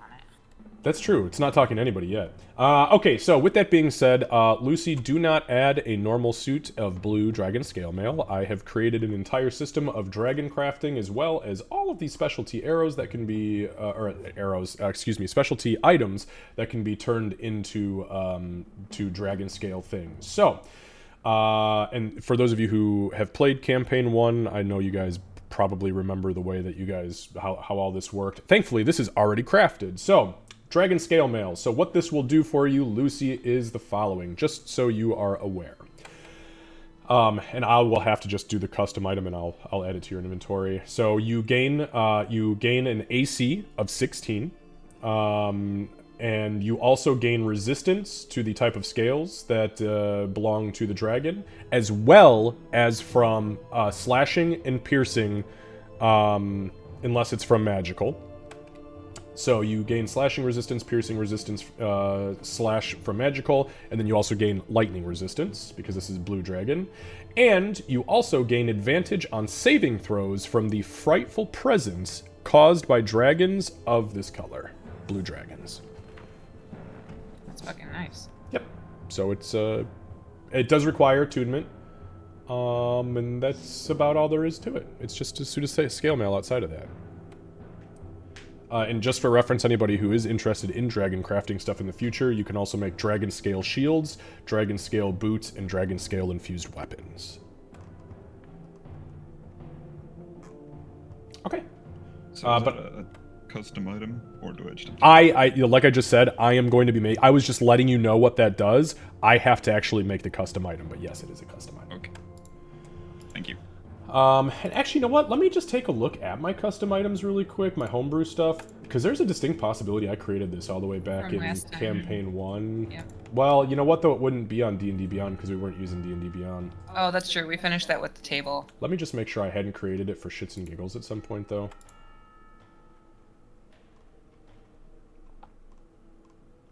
There's a lot of shit in here.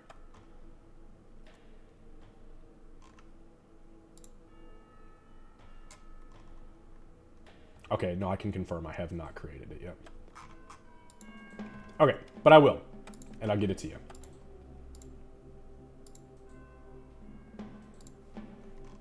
Okay, so he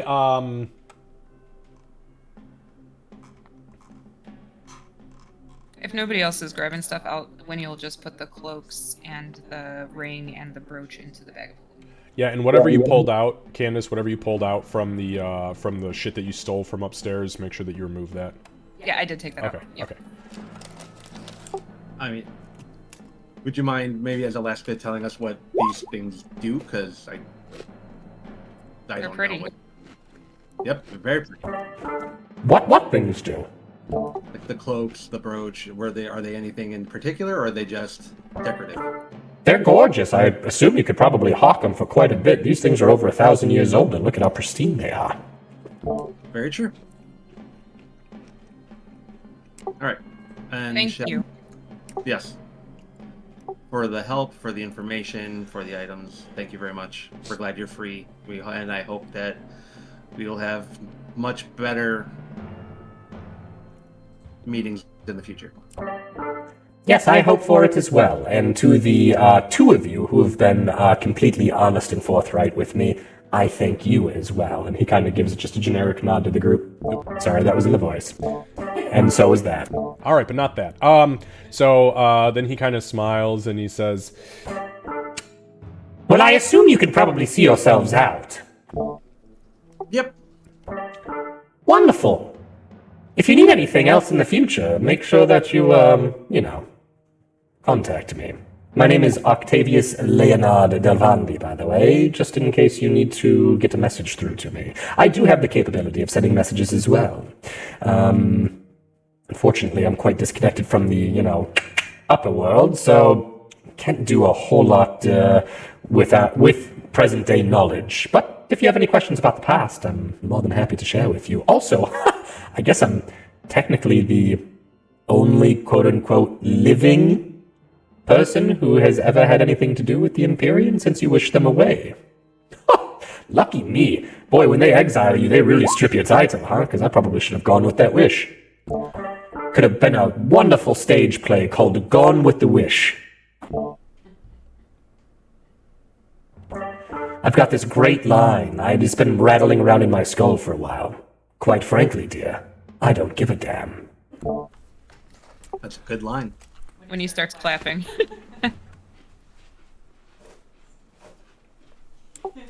God, I can start clapping too. Sybil takes future plagiarism mentally.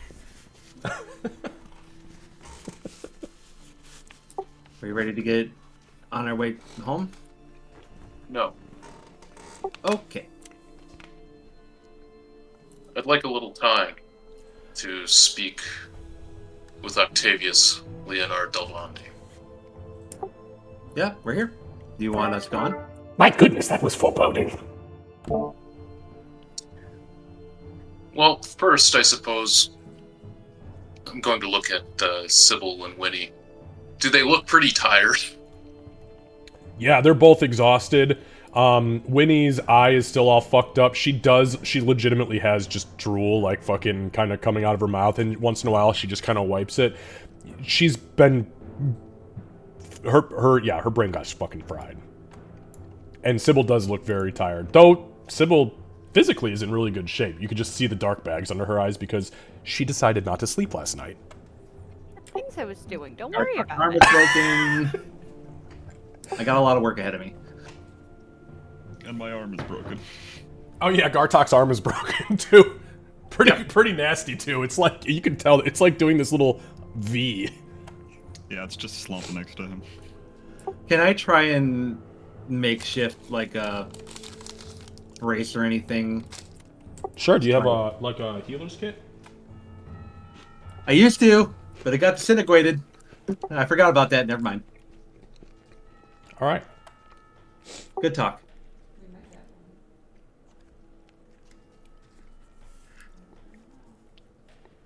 Want, leave.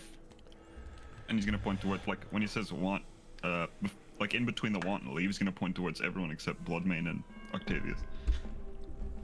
And this is directed towards Bloodmane. Octavius, Lynn, or Delvandi.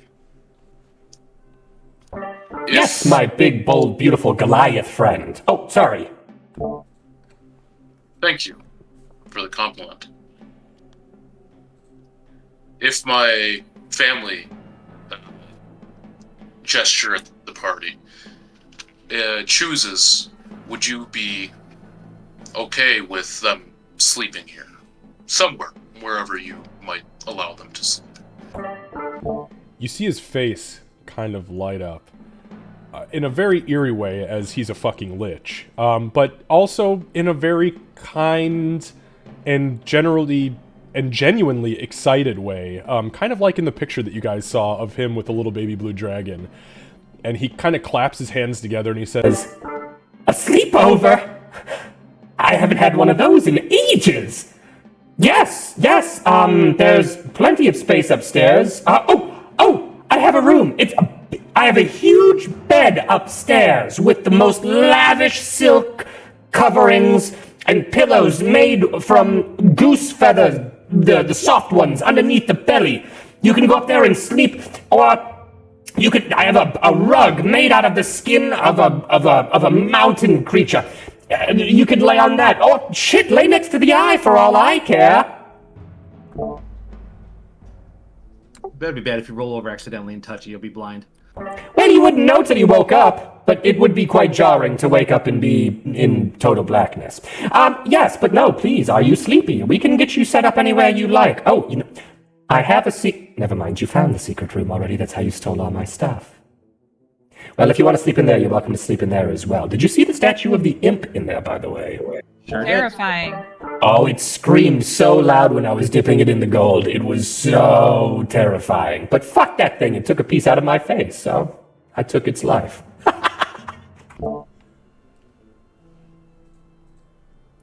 You have a very beautiful bedroom. I love your doors. Very sturdy. Wood. Good wood. My goodness. Nobody's ever taken the time to appreciate my carpentry work before. Not even, excuse me, not even my friends who are now long gone. I taught myself, by the way. I was not a carpenter by trade. I was a necromancer. Oh, and a dragon tamer, of course, but I like the necromancy first and foremost. Anyways, I digress. You know how I did the carvings in the door is I actually forced necrotic energy into my fingertip and rotted the wood away, which is why it's got those little black streaks. That is amazing. It's wonderful, isn't it? Very much so. Intuitive. But yes, your friends, all of you are more than welcome to. Just, please, if you rest in the bed and have a problem with piddling yourself while you're going night-night, please just put down something underneath you so it doesn't get wet. It's very hard to find clean sources of water down here. Well, except for the, pool of reflection and purification. I have probably nothing that would interest you in the way of food, unfortunately, as I and none of the entities who exist down here eat. We should have some supplies still, so we have more than enough for at least a night. Yeah, I can still make food at this point. That's about all I can do left. Make battery. Berry. Good berries. They still make good berries. I always thought they were just alright, but they were okay. Yeah, so, my friend, if you need to speak with me, I am more than willing to have the conversation. And for the rest of you, if you'd like to go up and have yourselves a little bit of a rest, I'm more than willing to allow you the privilege. We very much appreciate it. And just please make sure that you let the sleeping dead lie. Absolutely. Thank you. All right. Yes. When done, can teach more? I maybe have another little nugget of a lesson for you. Yes, we'll see, though. We'll see. Gartok looks happy. Ulrich's gonna kind of like take Winnie from the shoulders and start like trying to get her to go lay down. Yeah. Like, she looks over at you, and her good eye is now crossed inward, and the goat eye is still at a slant. And she kind of looks at you with this stupid expression, and she blinks herself back into, like, normalcy for just a moment before the drool starts again, and you're just like, oh, fuck, dude, she's bad. Yeah, you're gonna go take a nap, and then we're gonna have a nice long lay down in the morning while your brain gets fixed. Okay, so why don't we, since we are right at the 11:50 mark, why don't we go ahead and take our break, guys? We'll come back at noon, and then we'll play for a couple more hours, and what we'll pick up is those who want to go and begin a rest are more than willing to do so. By the way, it actually is nighttime. It is 9:45 p.m. That's where we had picked up at the beginning of the session, so this is like the perfect time to begin a long rest, if you would like to do so. It's dark. What's that? I said, what? We're gonna actually rest when it's dark. What kind of adventurers are we? Yeah. Trust me, Sybil needs it. So do I now. Yeah, I know. Okay, so we'll plan on doing that. We'll come back at noon, and then we'll see you guys. We'll see you then. So we'll be right Perfect. back. Awesome. Also, can you remove my bow from the map? I can. Oh, yeah. I I'm forgot about constantly that. checking my inventory because I'm like, wait, did I pick it up? All right, friends of the stream. Thank you. We will be right back. Thank you guys so much for hanging out, by the way. I'm going to just pop over very quickly and see who we've got hanging out. Tech. Hello. Welcome on in.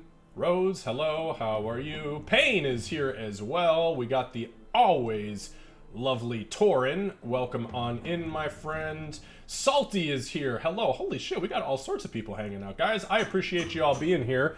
We're going to take our break real quick. I'm going to turn off my camera, and we're going to go get the baby down for his nap, and then we'll be back, and we'll dive back into it. See you guys soon.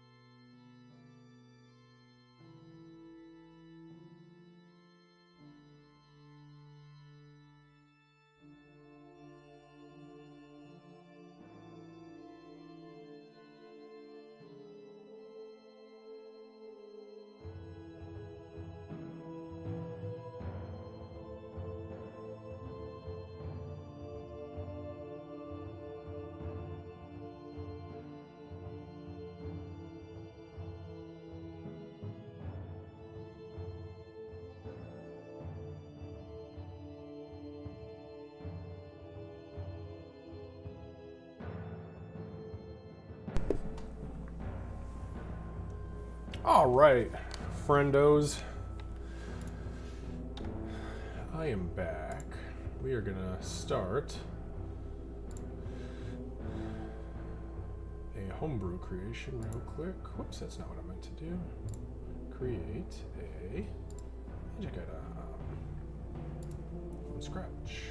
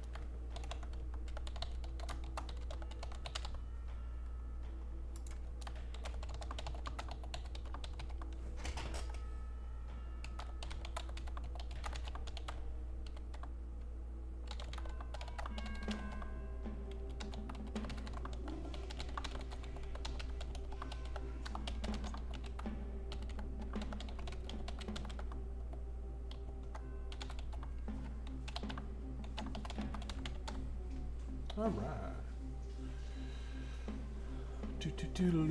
Do. All right. No,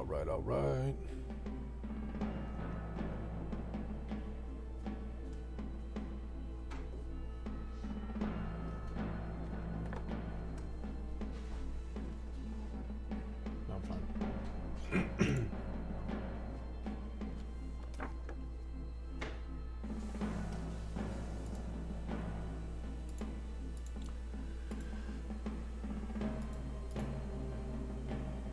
Magic item. Add a modifier. No charges. The weight is standard. Save those changes. The modifier is going to be an 8. Who did it? I heard Jizz.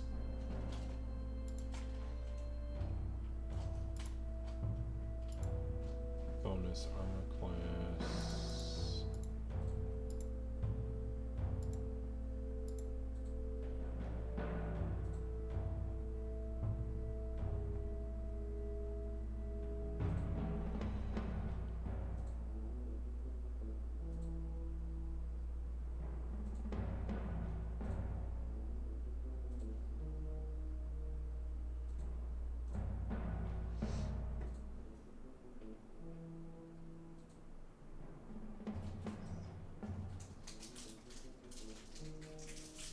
Just a side question before we kind of get back into things. I know how you closed the website and stuff because the costs were being stupid and you're using just the Etsy.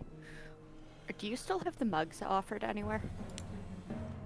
I don't. I can create them because a lot of that shit is still around.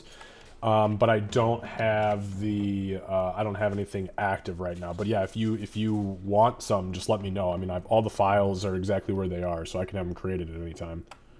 I mean, I only have a ranger, and that seems very, very limited. It is limited, yeah, definitely. Yeah, if you want, just send me a message. Okay. And I'll put it together for you. Just let me know what you want as well. Yeah. Cool. Or if you want me to send you, a picture of the file so you know what class looks like what, if you're looking for something specific. Okay, yeah. I'll message you. It'll probably end up being next round of payday things because I just adopted an animal yesterday and that Oh was no. expensive. What kind? A cat. Ugh, gross, dude. Sorry. More cats. There's a cat sanctuary that's near my work that we've been visiting for months and months and months. And I have more space. And there was one cat that I fell in love with months ago. And yeah, you know how this goes. No, I don't. I fucking hate cats. But cat, that is a very slippery slope. Yes. Okay. Hop on the toboggan and ride, baby. Okay. It was the one. Benji realistically did need another her-size companion. She's been sad without, and I was not about to get another dog because cats can live when I'm and survive and thrive when I'm at game for 16 hours. Dogs get picky.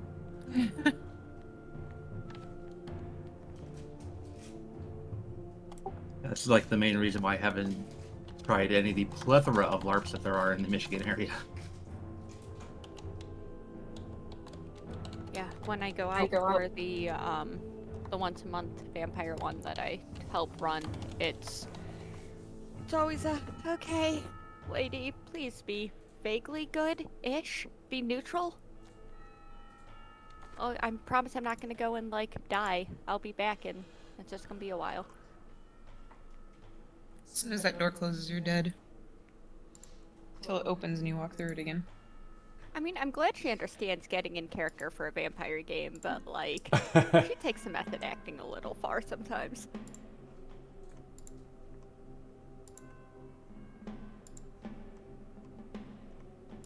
Actually, kind of got to take part in one of them last weekend because I was helping Evan and Kelly.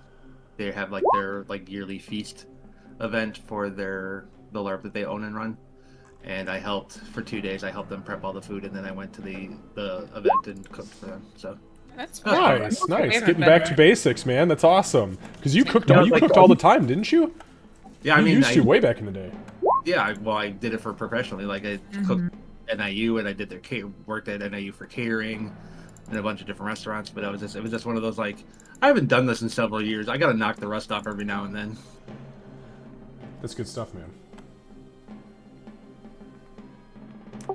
Pretty much working behind the desk now, so it's like, hey, I get to get up and move and do that kind of stuff. Mm-hmm. All right, guys, give me just one sec. First time I've ever cooked a vegan meal, so that was interesting. Ooh, vegan.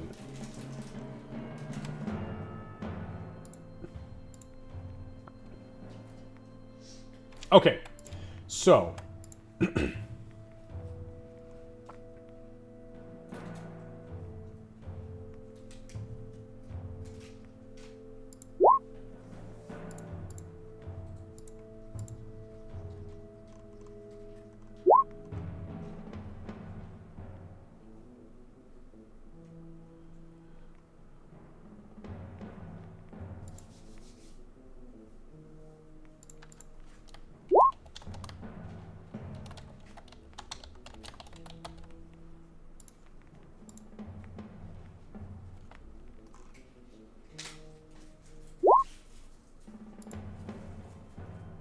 okay, so the group is so who is going upstairs and who is staying here?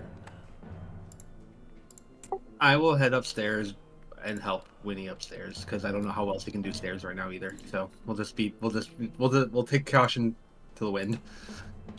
As you walk in, like through the eye room, she's like, "That's a dragon eye!" Like you weren't there. Gartok will probably, because Bloodmine said he wanted to speak with him, Gartok will probably wait in just the room outside. And he'll mess with the singular bone lying on the ground.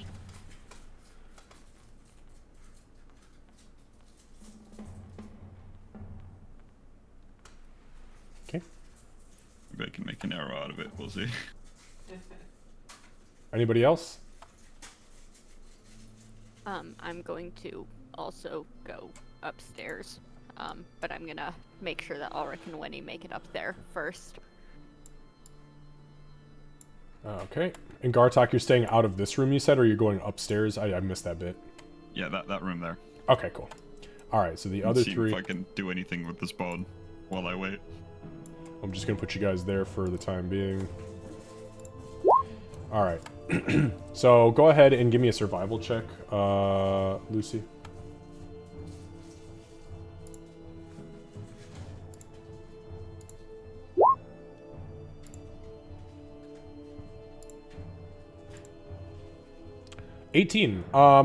Yeah, it's gonna take like, you know, a good probably 30 minutes or so, but you could make a single arrow. Perfect. All right, so Bloodmane, The group leaves. The last person out shuts the door, so that door closes in the back.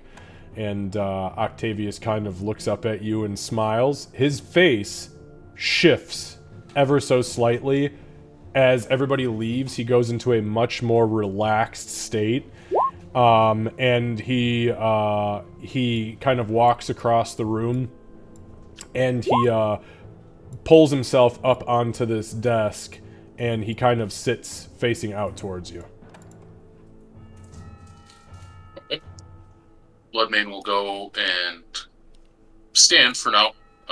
He may end up sitting if he gets regaled enough, I suppose. But for now, he'll stand. Okay, so he looks at you as you approach, and he says, So, you wanted to talk? I could not pass up the opportunity to speak with someone who has seen so much.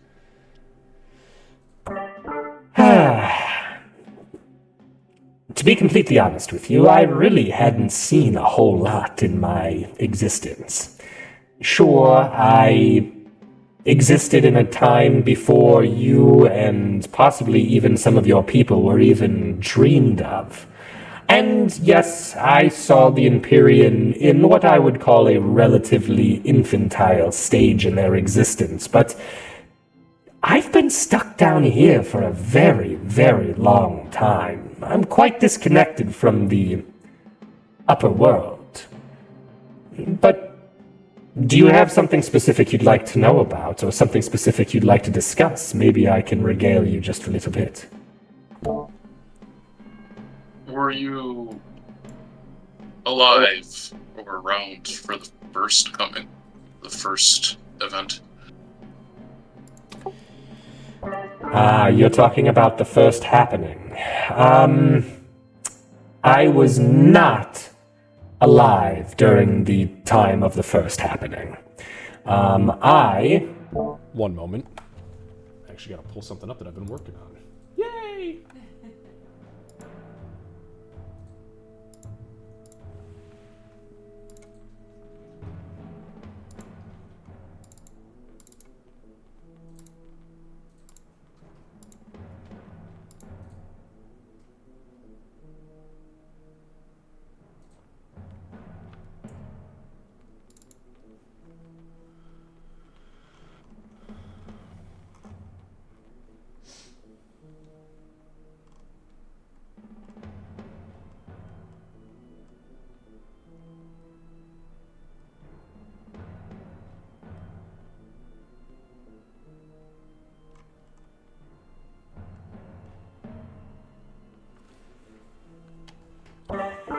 Yes, so, as I'm sure you learned in Kind of stares you in the face for a minute.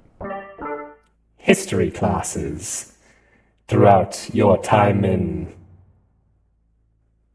school, I'm sure you recall that the first happening came to pass in 1750 EE, or early era. Now, that's many, many moons ago, as He kind of stops and thinks for a moment, and then he kind of does. You see him do some math.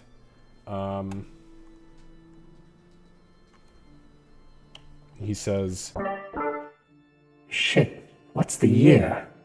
Must be somewhere in the ballpark of 3850 PFH?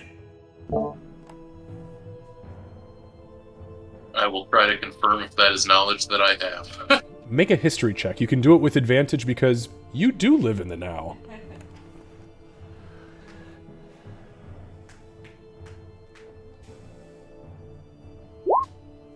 Okay, yeah, no, it's pretty fucking easy. So, yeah, so it's pretty common knowledge for most typical sentient creatures that have longevity. Like, goblins may not know, like, hey, what's the year, bud? But, yeah, so just a very, very, very quick history lesson here. The dawn of time, in an event called the Eminent Dawn, occurred in the year 0 EE, which is 0 early era. And what happened there is that the gods began to create a primal mass of energy, which eventually became the 3 prime material planes, which is the prime material, the Feywild, and the Shadowfell. Flash forward, 1700 years, and 1750 EE was the year that the first happening occurred. 1751 is the year referred to as the Darkest Hour, which is when the adventurers of the time defeated and pushed back the original avatar of Aerith Newell. And that, in the very next year, 1752, is when they shifted, meaning the prime material shifted from EE, which is early era, to PFH, which is post first happening. It still continues in a linear progression as far as the numbers. They don't restart at 0, but the era changes. And the era change is called the New Dawn. That happened in 1752. So, with that being said, he says,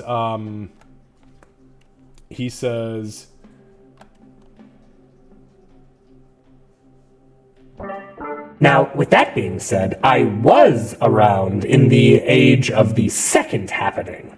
And that is unfortunately when the meteors burst across our beautiful wildlands here and created this dirty desert just above us. This place used to be a lush forest land. It was quite prosperous before the time of the second happening. Anyways, I digress. Yes, with where I think today's current era is, I was not around during the time of the first happening, but I know a bit about it if you have questions. As young, I enjoyed the stories, hearing about those strong, amazing heroes of that time. They were quite strong, quite ambitious during that era, yes, and it's quite amazing that even with their rudimentary form of magic and technology, that they were able to push back the avatar of Aerith Newell in the first happening. Now, the interesting stories really come from the second happening, and that's, I'm sure you've heard of the tales of the Coalition's Bane, the adventurers that rose up. And they say, up and out of the hells, the group was led by, believe it or not, a tiefling, of all things, against the armies of chaos and evil. How bizarre! Led by her lustrous lover, the Platinum Dragonborn, in all of his clerical glory, speaking on behalf of Bahamut. Bullshit, I say. I don't think it ever happened. I think the tales got it wrong. They say that they were lovers entwined forever, but I have one simple question. How did it work?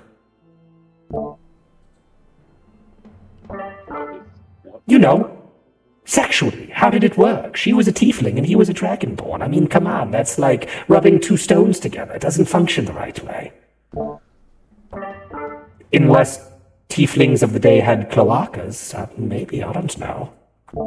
Bloodmane is looking more and more concerned by this discussion.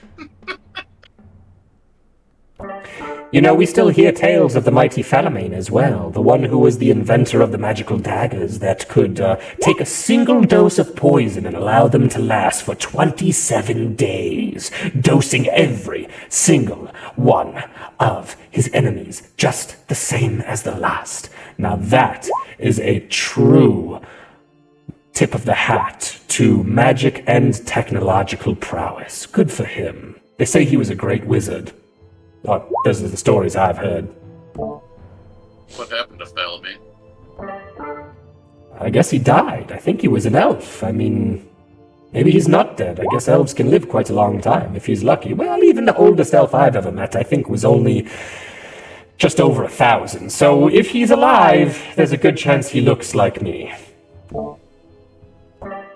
But yes, I'm not entirely sure what happened to him. Now, I've heard the stories. There is the tale of the fallen paladin, Drovin, who they say turned his eyes away from the gods and into the bushy beard of a small dwarven woman, and it was then that he was locked away in a magical amulet held by the great and mighty sorcerer Ivan the Divinationist. And it's said that that poor bastard only lasted about 10 years after the second happening had concluded, because he was already an elderly human when it kicked off. So I wonder what happened to that amulet, and if he's still rattling around in there with his bearded lover. Bloodmane looks just wrapped with all of this information flooding his tiny, tiny brain. I also heard that there was a tale of this red dragonborn, not the silver one, not the one that was trying to do the cloaca tango with the tiefling, but another one that was mighty, strong, fierceful, really embodied the existence of red draconic blood within his very veins. I believe his name was King of the East. They referred to him as the East King.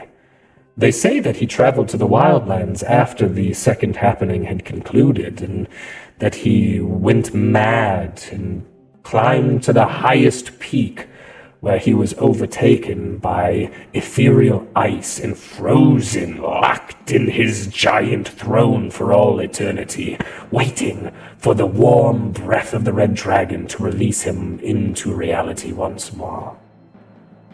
Also, that's the tale I've heard. Maybe I put a little bit of a spin on it, but that's what I've heard for the most part. Do you think he could still be up there? Magic is a funny thing, my friend. Magic has made me what I am. I have outlived my natural life by well over 1,500 years, for sure. And that was me being a lich for 1,000 years and, 500 years of me attempting to get to that point and slowly treading my life. So, it's possible he does exist. And even if he didn't, the great thing about magic is that you can still bring those back from the dead, and the most powerful of entities, those who really speak for and with the gods, don't even need a body to do it anymore. You see, back in my day, you required a body to bring creatures back from the dead, but nowadays, these clerics just whisper and the spirit reforms at their will. It's quite interesting. We have indeed come a long way, it seems. Yeah, a very long way. Can I ask, are you capable of speaking in the tongue of my people, or will I just have to be clumsy in this tongue? I, unfortunately, do not speak the tongue of the giants. However, give me a moment. You see his eyes kind of light up for a moment, and he kind of spills this incantation out, and with a flash, he puts 4 fingers in his mouth, very awkwardly, like he's trying to almost like tear his chin off. And as he does so, as he pulls his jaw forward, you see this blue ethereal tongue, as he has no tongue in his head. This blue ethereal tongue kind of takes shape and kind of wisps around in his mouth, almost snake-like, and then you hear him shift into giant. It's not the best of translators, but I am at least capable of understanding and speaking rudimentarily in giant, if this is what you prefer. So long as you can understand me, that's all that matters. I comprehend the common tongue fine. I just struggle sometimes to find the correct words. Thankfully, with this incantation, it allows me to understand all spoken language as well as speak it in some form. Thank you, that suits me much better. You are just such a fountain of knowledge. I've changed a lot from when I was young, even this past few years with my newfound family. I used to want to be the greatest warrior, but now I see that aspiration, that goal is paltry in the face of all of the unknown, in the face of everything that cannot be understood. I wish to understand that, which cannot be understood. That is both a very noble and dangerous thing to seek out, as I'm sure your He kind of looks down at your tome.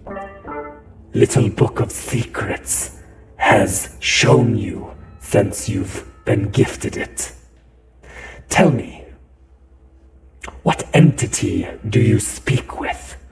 Whom have you bound yourself to in pact or prayer? The deep old one. The deep old one. I'm surprised. I thought the power of that entity had been locked deep within the recesses of the sea by the Imperial. They're gone.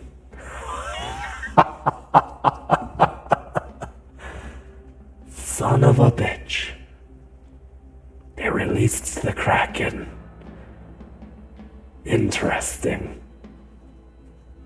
Appropriate that it would speak to those who freed it from its own captivity. But good. I never had an issue with the Kraken itself. I had an issue with the way that it went about spreading its power amongst the populace. But I never had a problem with it existing. It and I were one and the same as far as others' ability to shun based on how it derived its power.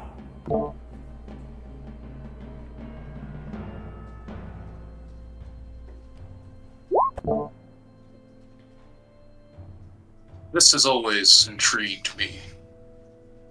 While we're on the topic of the deep old one, what lies beneath the Wailing Waters?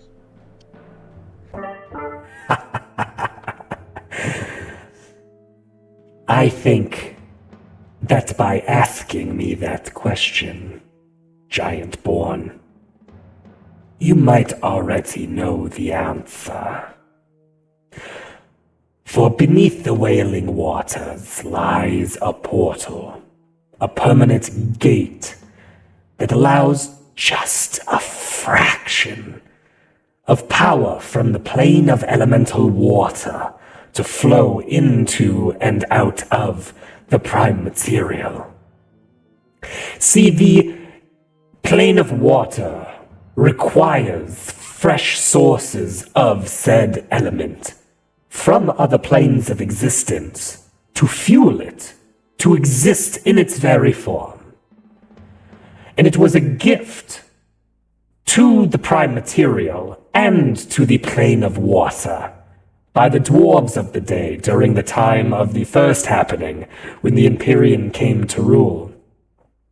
The dwarves decided they no longer wished to stay on land in the archipelago of the Wildlands, so they begged, they pleaded with the elemental planes. And it was by the grace and the spiritual gifts of the plane of water and air that they were given the islands in return for a fresh source of water to the plane of water and a fresh source of oxygen to the plane of air. However, tucked very, very, very far and out of sight in the most of unlikely places, under the gate to the plane of water, lies what was once the lair of your patron, bound and shackled by the Empyrean when it stepped out of line one too many times.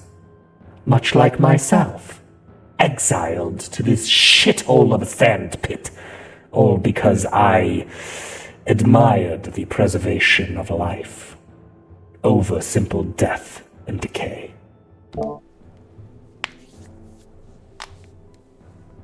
Thank you for that. I suspected but I never did truly know. Well, now you do. It's not much information, but do with it what you will, though I would desperately caution you to not go poking around in places you are not completely familiar with or know how to harness.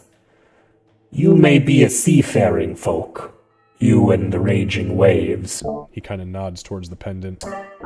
However, I don't think you understand the true primal nature of that gate and the things that exist within and around it. So be careful. Well, thank you for that caution. While I have you, before I return to my family, what lies north of the Wildlands? I've always wanted to go. I've always wanted to travel and see. North of the Wildlands, but still on the prime material, you say? Yes. A land of ice and snow. I've only heard of it.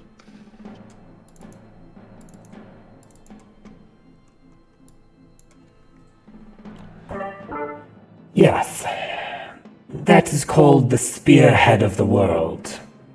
Our plane of existence is surrounded in some locale by ice, snow, and ancient, once volcanic mountain ranges. They don't go very far, quite small, in fact. But there are only two things that I know that exist within that realm. One was, at least at some point, a race of people referred to as the Tundramen. Those who exist within the Rime-Frost, the deepest recesses and the deepest colds that existence on this plane knows of. There is also a great white dragon that patrols and owns much of that territory. So I would caution you to poke your heads around that western portion.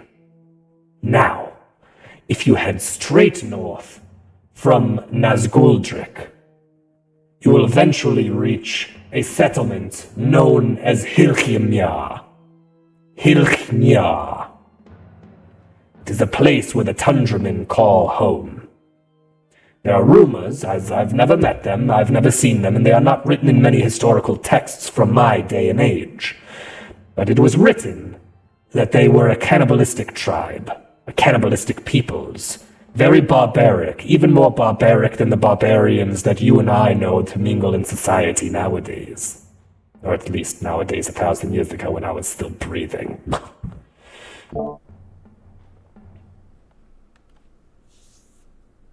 Thank you. And I suppose probably the most important question for us. This army, this horde of undead, can they be reasoned with, their leaders? What do we do besides destroy? Is there another way? Or do we just destroy? By the way, thank you for whoever popped into stream and dropped that follow. Very much appreciated.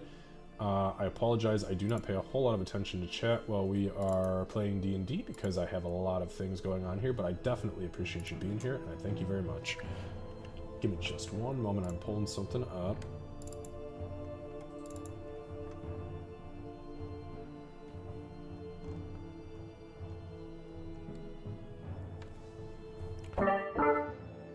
The issue with the undead that now roam is that in the days of the Empyrean, when they realized that they could not control or completely eradicate the spirits of the Wildlands, they bound together their most potent of mages and created the Isles to the south. They utilized ritual magic to bind them there and used some of the binding crystal energy to keep said ritual in place. That being said, we know roughly the number of entities that existed there. Spirits that died here on the prime material that did not move on to another realm of existence were, by magic alone, forced to the Isles to exist as whatever they became. I've never been there, but what I can tell you is this.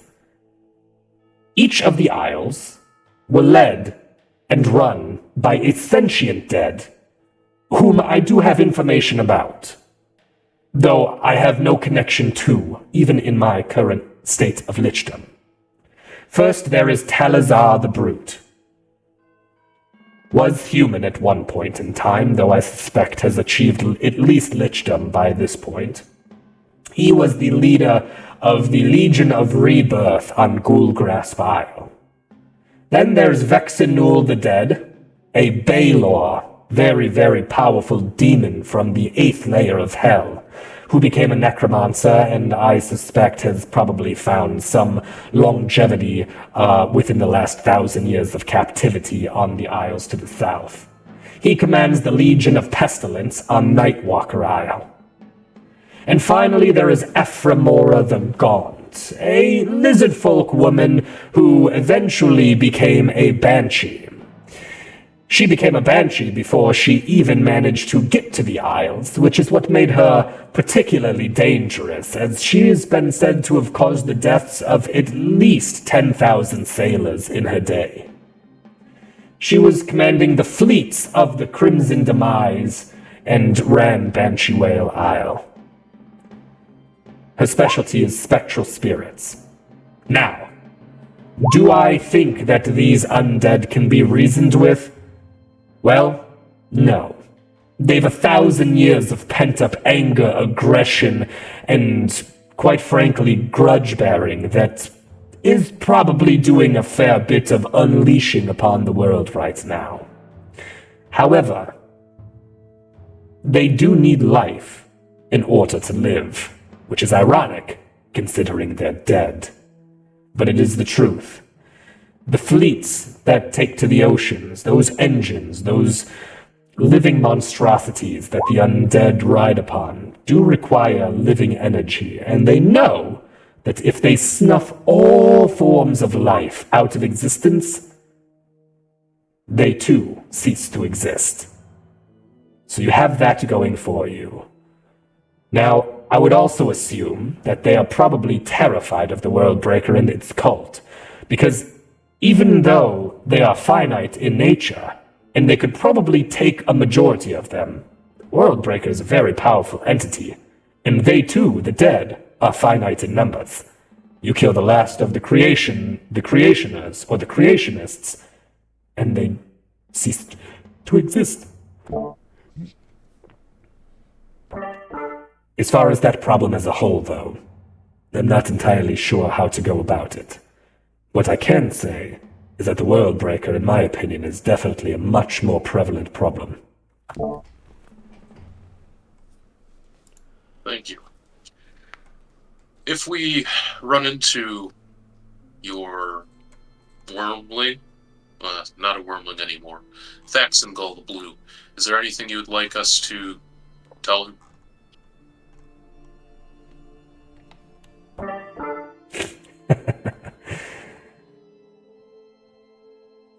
Yes.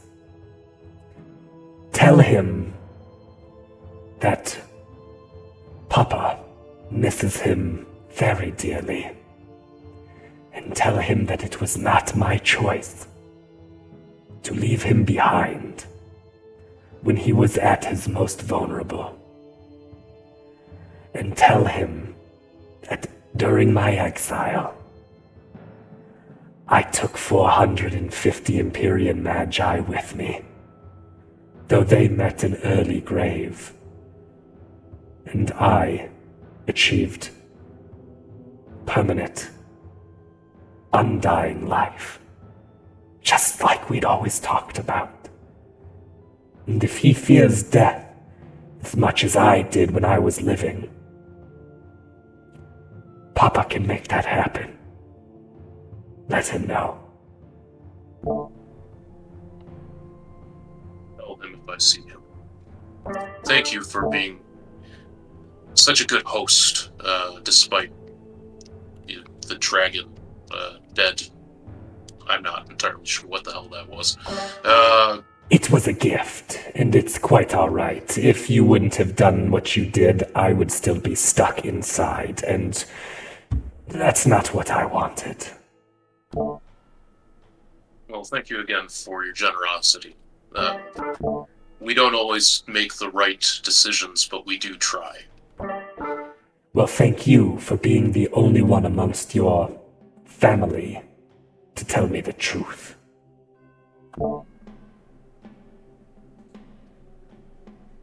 I will go and be with them.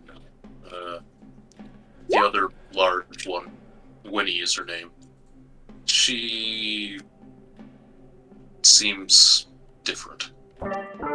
I fear she smacked her head rather hard. It seems she's a bit scrambled up inside. Thankfully, your priest seems like he will be able to take care of whatever it is.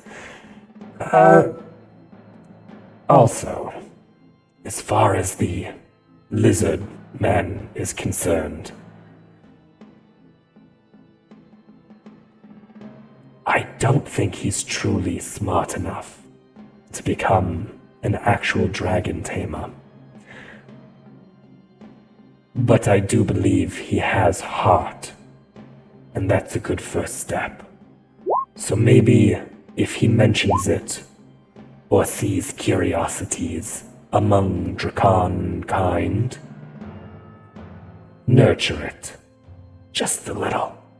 There are not many who know the way of rearing dragons left in the world. Not good ones, anyways. I will do what I can to help Gartok, or at least support him. I am not the smartest either, by any means, but I'm trying, and I wish to become better. I think with Gartok it is very similar. We are all always striving to become better. Trust me, I made a screw up too. That's how I ended up in the fucking dragon's corpse the way that I was. I threw an omega symbol into the inscription when I probably should have done a delta, and look at what happened. Bound to a pool of blood for all eternity until my savior stole up. See, I'm still upset about being stolen from. Showed up and freed me. I do again apologize for that. We did leave your home as a home, mostly, as well as I can tell. We very much respect that this is your place. And again, thank you for hosting us and having us here. You're welcome. Before you go, one quick thing. If, for any reason, I, in the future, become problematic, as unfortunately the necrotic decay on my spirit being bound in the husk that I currently reside within, over time, does scientifically have a tendency to drive the user mad. I need you to promise me that you will fetch from the well of purification upstairs as much of the holy water from it as you can possibly take, and douse my entire being in it. It will destroy me, but it will be necessary if I lose myself.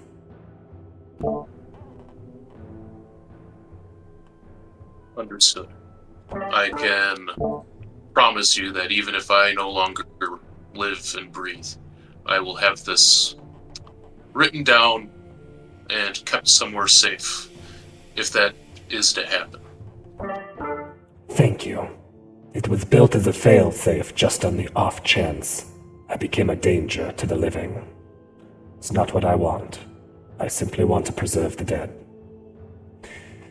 Right. Now, I think I have a bath waiting for me, so if you'll excuse me. He hops down off the table, and as he begins to take steps forward, you see the blue ethereal tongue that's been whipping around in his mouth kind of like shatter out of the mouth like glass before it disappears. And he begins to walk back over to the pool of blood, climbs back into it, and you just kind of see him like go under, and you hear bubbles kind of. Nice. Okay. I'm going to walk out to check on Gartok. Okay. Yeah, so you open the door, and as you come through, Gartok's sitting in the corner, and he is just, like, in the beginning processes of, like, shattering this bone to get a really nice long splinter. He's kind of, like, lining the bone shards up, and he kind of, like, has one that he's seen as going to be, like, the arrow, and yeah, it looks like it's going to be pretty good. Hello, Gartok. He'll like, kind of, I guess, not be like jump and fright, but he'll be like, he'll stop for a second as if like Hunter instinct is about to kick in, and then he'll calm down and look up. Hello. I'm going to cast Comprehend Languages. Okay, so you, so as you, step out, you start talking to Gartok, and then you stop momentarily. You put your hand kind of instinctually on your pendant, and as you are speaking, Gartok, you hear Bloodmane kind of like speak in reverse tongues for like 4 seconds, as it's like he's slipping through like 20 different languages in one shot, but it's all moving in reverse, and then it stops, and the incantation ceases, and Bloodmane, you are now under the effects of Comprehend Languages. I mean, he's seen Winnie and Ulrich cast spells. So, and he himself is a pseudo spellcaster. So it's still weird to him. He does still cock his head, probably. But then just kind of continues staring at Bloodmane. I'm going to use message to speak to Gartok, and I'll use common, but you'll hear me whisper without actually moving my lips. Speak to me in your tongue. I can speak to you in this one. Okay, he'll switch to Draconic.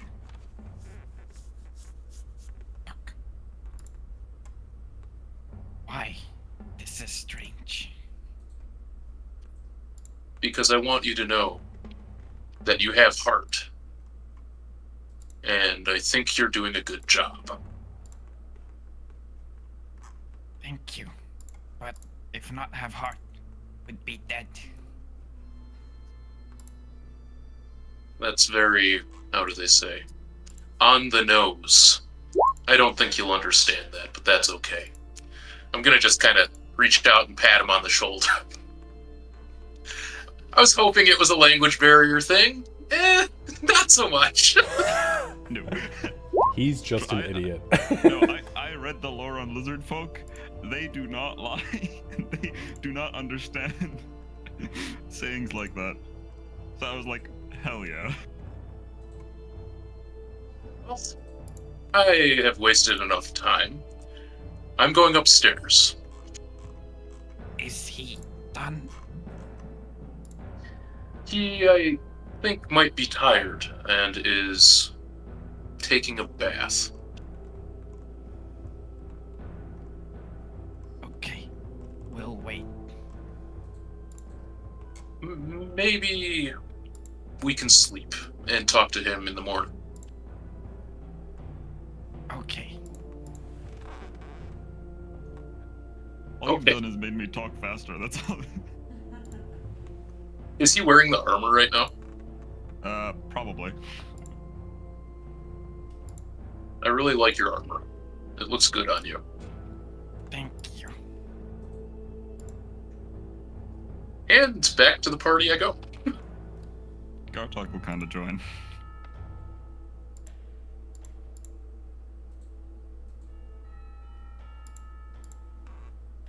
I think it's also just in his nature, because in his tribe, it's always just you follow who is the strongest.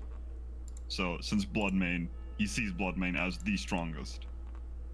He just kind of follows him. With that, like, does what he says with that question. Strongest only physically, my man. Yeah, that was it. That's correct. That's what I mean by strongest. All right, so the other three of you, you three get back. You three get back into, and I know that the your HP is probably a little bit fucked up. But this is just from the other one. So you guys get back into the main room. What exactly are you guys doing? I'm gonna try and just get Winnie and Sybil like to lay down and like get them resting, and I'm just gonna keep watch while they're if they'll go to sleep.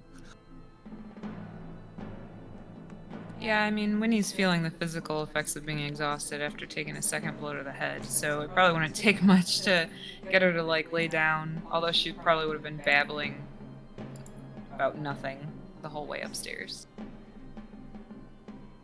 And Sybil she would kind of look around the room a little bit, and she's been doing the, like, I'm definitely not too tired to function, I'm good, trying to stay professional. Is this a place that is truly safe to be able to rest for as much time as we require? It's as safe as we're gonna get at the moment. To be fair, if he wanted to destroy us, he would have done it in that room. Like a being has a fair amount of power, and I would, if he wanted us dead, we'd be dead. He's allowing us to sleep here. I say we take advantage of it. I can keep watch while you guys start resting until the other two get back, and then we can start a shift or something. But I think it's best to just rest now so I can get Winnie fixed. Winnie says, the troll lied. She glances over at Winnie and then refocuses on Ulrich. She says in the, oh, okay, we're tuning out Winnie's stage of life. She's almost at head pat stage. You're going to need all of your energy to be able to fix her. I'm good for a bit longer if you would like to rest. I can watch. I am tired, but that's nothing new. Yeah, but let's try and not make that a standard thing anymore. So why don't you get some rest? I'm okay. Like, I'm not bleeding from everything. I didn't actually die in the fight, so that's a new thing. We're all experiencing new things. So why don't your new thing be you be the one that rests? You realize all of this is a new thing to me. Yeah. I'm aware. Well, no, actually, that's Bloodmane, but I'm cognizant. She does laugh a little bit at that. That's What the fuck is fair, going I on? suppose. You liked it, and you know it. Don't dumb down me. I always enjoy a good play on words. They're often the best way to draw in a crowd. Alright, if something happens, though, it will take me some time to get my armor back on. I won't be able to react quickly. Alright. Get some rest. Don't think Gartok and Bloodmane will be long, so. She dips her head, then looks back, looks back at Winnie, who I'm assuming is on the bed at the moment. Do you think that it's, and lowers her voice, do you think it's going to be safe to lay next to her in the state she's in? Is it ever? You'll be fine. At least it's a bed. Yep. And then she's going to start to go over to the bed and then just pause, look back, and just say, thank you, Ulrich, for everything you've been doing. No problem. It's literally what I'm here for. It may not have been me, per se, but what you were doing and what you were showing, it's part of the reason that I think I was able to get out of it. I'm glad it helped. That's all that I'm here for. Now, go, lay down, sleep, doctor's orders. She waves her hand a little like, yeah, and then goes to doff her armor so that she can actually rest and not get miserable penalties. She is the only thing she's going to do before she does try and sleep, is A, Winnie, do you have food? Oh, I'll cast create food and water. Okay, well then she's gonna eat, and make sure that Winnie eats too. And then she's going to just do a soft little prayer for Why calm does it have the winds fucking ahead. AC set at 30? Calm winds and safe travels. And then after she's eaten and prayed, she's going to also try and rest.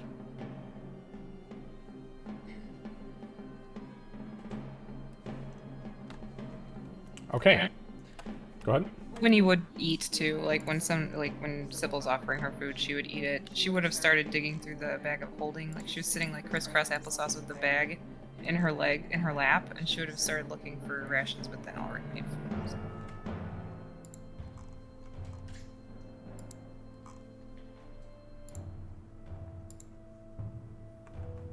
Okay, so, sorry, Lucy, your fucking armor is giving me a lot of trouble. How dare you? That was terrible. Yeah, it just doesn't make any sense to me. It's setting your fucking armor class as 30, which just doesn't, like, even as its base form, there must be a bug in the fucking, in the homebrew editor, because it's using the scale mail template, and it's not the fucking, yeah, something's fucking weird.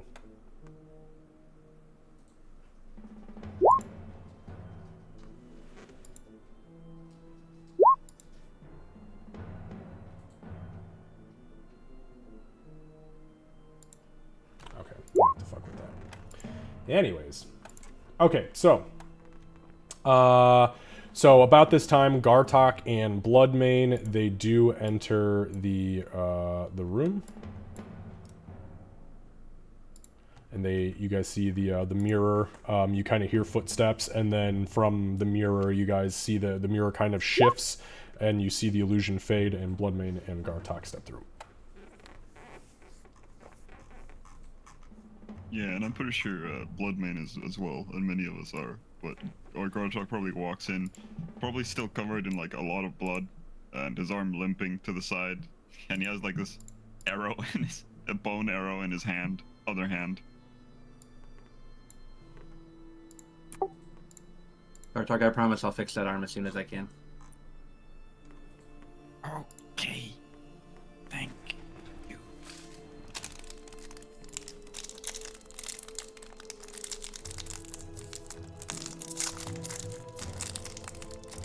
All right, so what are you guys doing?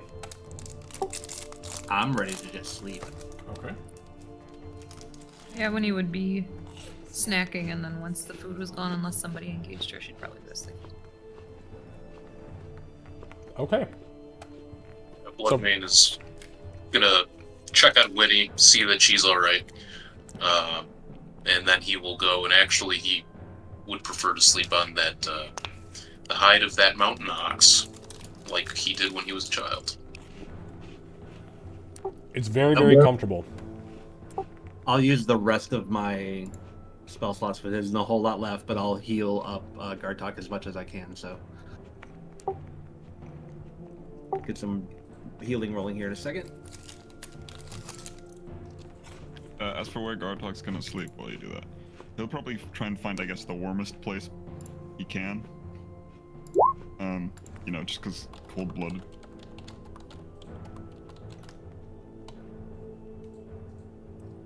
To keep his body temperature up.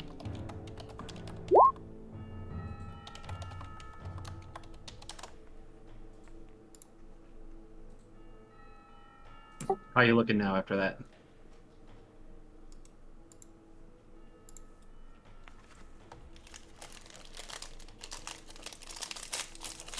Above half.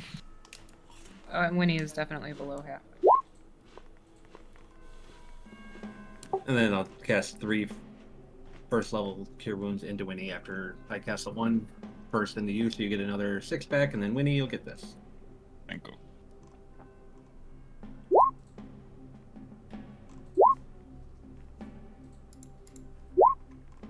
There.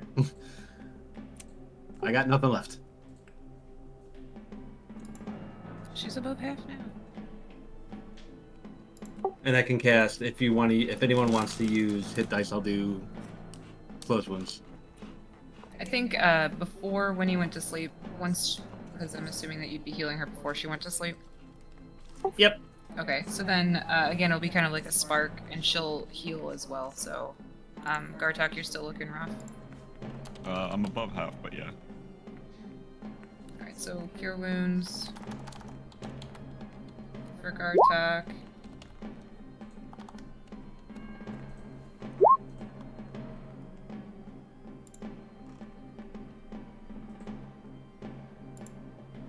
That was a good one.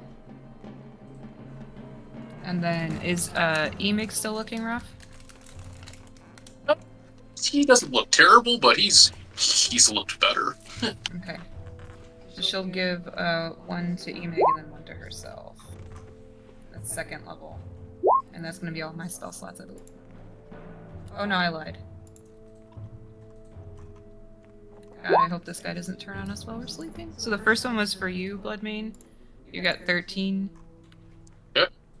Thank you. And then this one will also be for you. Another 13. That's also for me. Yeah. Dang, nice, thank you. And everyone while they're awake gets a good berry. I can upcast. It doesn't do anything, but I can use a second level spell slot to cast good berry, right? Yeah, always. Yeah. Then everyone gets a good berry. An eye berry, my bad. And No, I. no, you did 2nd level. It's They alright. might actually be good. They're decent berries. Decent.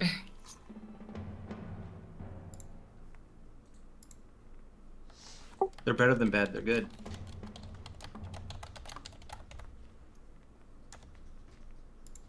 Fair. And then when he goes to sleep.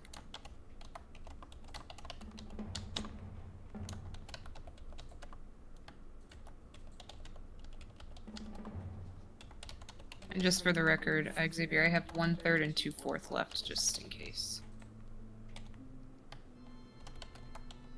I will end up using hit die for my paper cuts. I shall do the same. Because I am Wait left with, till- like, paper cuts. All right.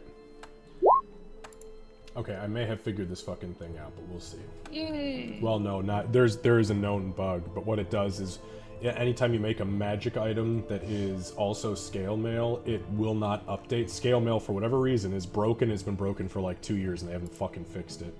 So anytime I use scale mail, of fucking course it's scale mail. It will not. It won't apply this what it's supposed to. Like even with it equipped right now. Even with it equipped, it's still showing your armor class is 17, and that's not right. So, your AC... So it's a base of 14 with the armor, plus dex, but max dex is 2, which means that you get plus 2. I'm sorry, yeah, so plus 2.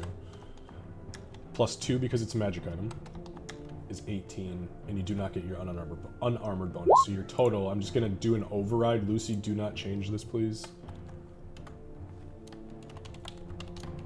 So my armor goes up by 1.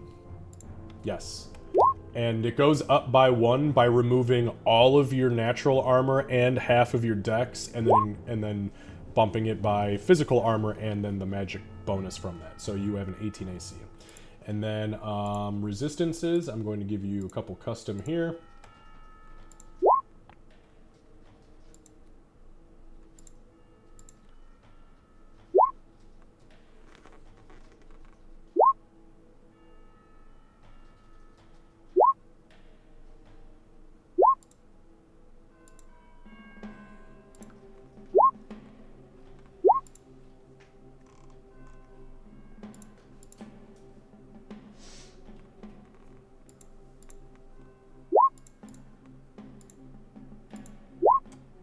So is Ulrich gonna keep watch, or is he immediately going to bed?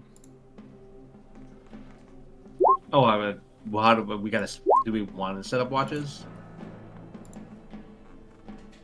I feel like you and Sybil manage, like, talked about having a watch or something, setting up a watch. I was just staying, getting them to bed so I could stay awake, and then I would stay awake until you guys got back, depending on how long that took. But if we want to do watches, I don't mind taking the first one. I'm still pretty okay. I mean, I'm mentally exhausted, but I'm physically okay. If you guys were back before the meal was done, and therefore, before he had actually gone to bed, she would 100% offer to take the first watch because, to quote, I don't have magic that needs to replenish the way you do. If I am tired, I am just tired. No, you sleep. And she'll put up her hands and not protest anymore. Go to bed, Gartok bitch. starts arguing it. Go to bed, bitch, go. In that case, I guess, since she said offer watches, Gartok would offer first watch if needed. Okay.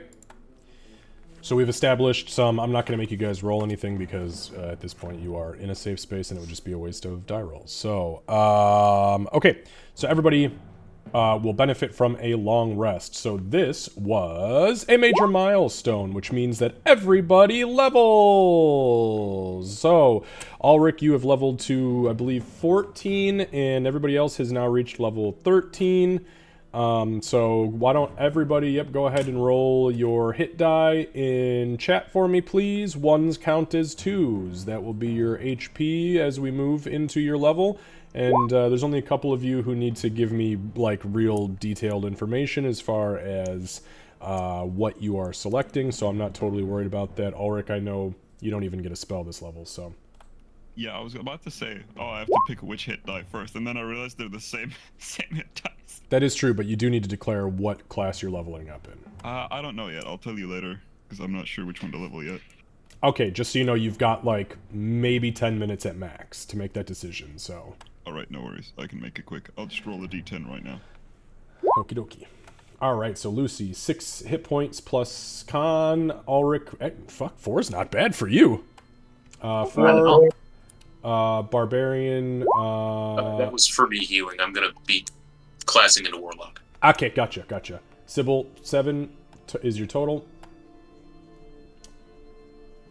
Yep, and I am very happy about that. Mm-hmm. So I'm gonna change you guys' hit points real quick here. So let's see that. Ulrich, what's your con mod? 1. Okay. So you're at 66? Yep.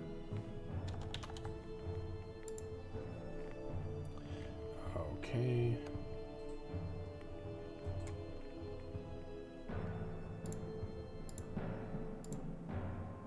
Okay. I'm gonna be taking a class in Ranger. Bloodmane, you're at 127 now. Ranger for Gartok. Warlock for Bloodmane. I like that. Gartok, you rolled... what do you have, a +2 con? Yes, +2 con. Beautiful. So you are, what, 104 now? No, it's a bit more than that.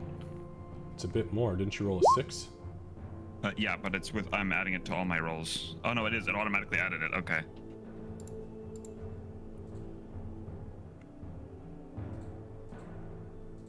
I don't know, I have my total rolls on D&D Beyond, so I just add the total roll and it just goes higher. What are you talking about? In D&D Beyond, you can set the HP to manual, and then you just have to insert how much you rolled, and then it adds your constitution.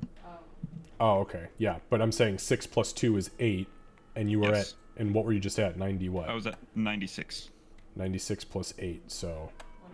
yeah, so I was right, it's 104. Yeah. Okay.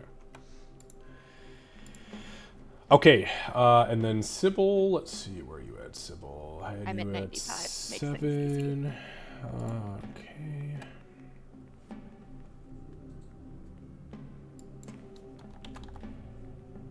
Gartok, your AC went up, so we'll change that to an 18. And then who? I have not done Winnie yet. What the hell did you I got roll? a 5. What's your con? It's already in there. It's a total of 5. It's a total of 5, so you have 85 total. I only rolled a 3. Okay, but what I'm asking is you have an 85? I just want to make sure we're all on the same page. Total, yes. Okay, so 85 for Winnie, 66 for Ulrich, 95 for Sybil, 104 for Gartok, and 127 for the big man with the big plan. Now that I've leveled up in Ranger, I'm gonna exchange one of my spells. It'll probably be Dark Vision. Okay. I don't know to what yet. Okie Getting dokie. rid of dark vision? That's just rude. We got light. There's a lot of light. Rude. Okay. And just to make sure I say it, I'm putting my armor back on in the morning. Okie dokie. And I'm assuming that you're attuning to the dragon armor, Yes. Gartok. Okay, perfect, perfect.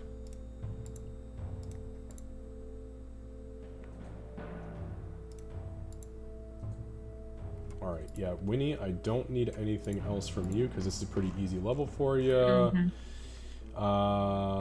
Bloodmane, just let me know if you're gonna take the ability score improvement or if you're gonna take a feat, because I believe you're level 4 now in Warlock. And then just whenever you get a chance, just let me know what your spell is and whatever your new cantrip is. Casey, I don't need much from you because you do not get a spell or a cantrip this level, but you do get that Sorceress Origin feature, which is just pre-built in. And I get to fly all the time now. that is well, not all the time. You still gonna fly sometimes, but don't you have to? Isn't it doesn't it have a recharge on it? Nope, as a bonus action, and there's no use per ability. So I just if I So fall, but you require a bonus action, so you might not get that every time. That's true. Okay, so either way, Ranger, what are you, level 5 now in Ranger? Yeah, level 5.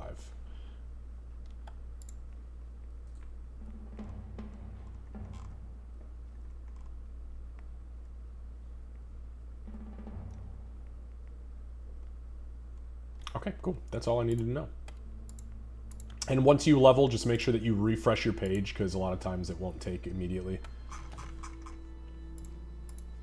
All right.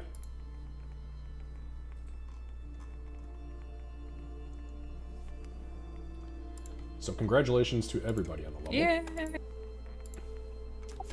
I figured a good milestone was venturing into the fucking domain of a lich and killing its Draco Lich. Regardless of it turning out on a peaceful note. Shockingly enough, yes.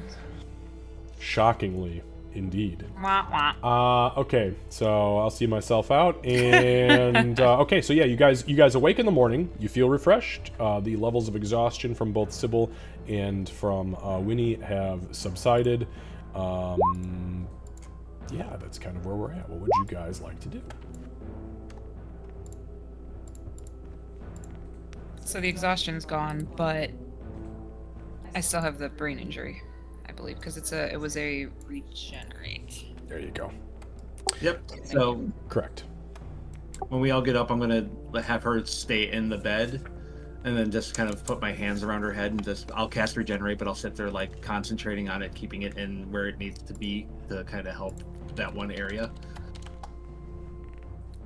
Regenerate that tiny portion of my brain that got smashed in. Yeah, so you begin the reverse lobotomy on Winnie, putting her brain back in order. So it takes an hour. The casting time is 1 minute, and then you just kind of hang out there for an hour, and over the course of the hour, yeah, Winnie, if you feel, I mean, there was this pounding fucking headache that was just absolutely beating your skull from the inside out, and then as the regenerate takes effect and the green energy kind of pulsates around her head, and these almost like little mini dolphin-sized motes of energy kind of like break the waves that are her mental energy and weave itself back together eventually as the spell concludes with after that first hour. Winnie, your brain injury is no more. Thank goodness. while that's going on, I'm gonna see if I can speak to Emig. Okay, you know where he's sleeping. Yeah, well, I'm gonna wait till he wakes up. I don't want to die. I saw enough doppel murder.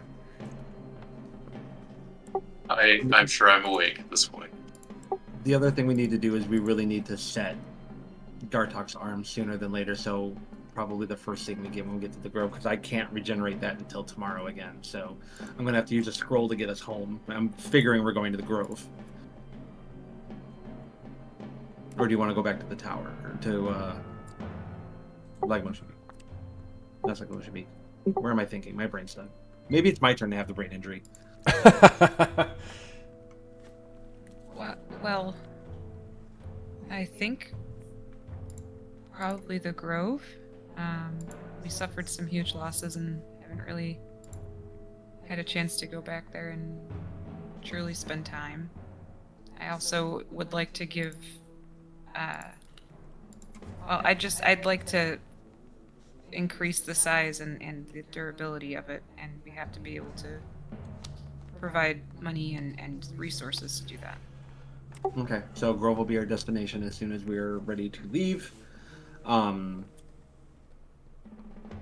then we can get at least Gartok's arm set right, so that way I can fix it tomorrow morning.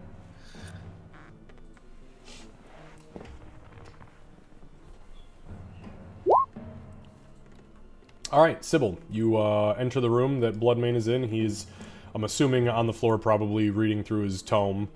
Actually, you know what? That reminds me, too. Just so everybody is aware, because, I mean, there is no hiding it. This is the tome that Bloodmane is carrying around. It has a perpetual, like, ocean blue slime that kind of drips out of it. It's got this, like, it's got this helm or like a wheel, like a ship's wheel kind of emblazoned on the front. And then the entire thing is just covered from top to bottom in shells and barnacles.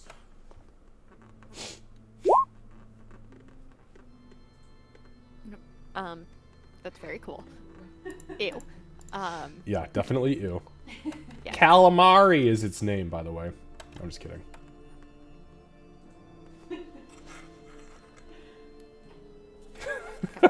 So Sybil's going to, first of all, make sure that she's not interrupting, so she will wait until acknowledgement, even if it's waiting for a while. I'll look up and greet you. Have you eaten yet? No, not yet. Ulrich was helping Winnie before anything else. She woke up still speaking oddly. I have to do something about that. Good morning. Good morning. I'm glad it is, in fact, a good morning and nothing horrific happened, like the dragon's head coming to life or anything like that. I'm not worried about that. Not terribly, anyways. You can tell, by the way, that something changed a little bit with Bloodmane, which I guess that in and of itself isn't unusual, but he seems a little, dare I say, smarter than before, and he looks a little less, I don't know, brutish than before. Someone took an intelligent charisma increase, I understand. I get it!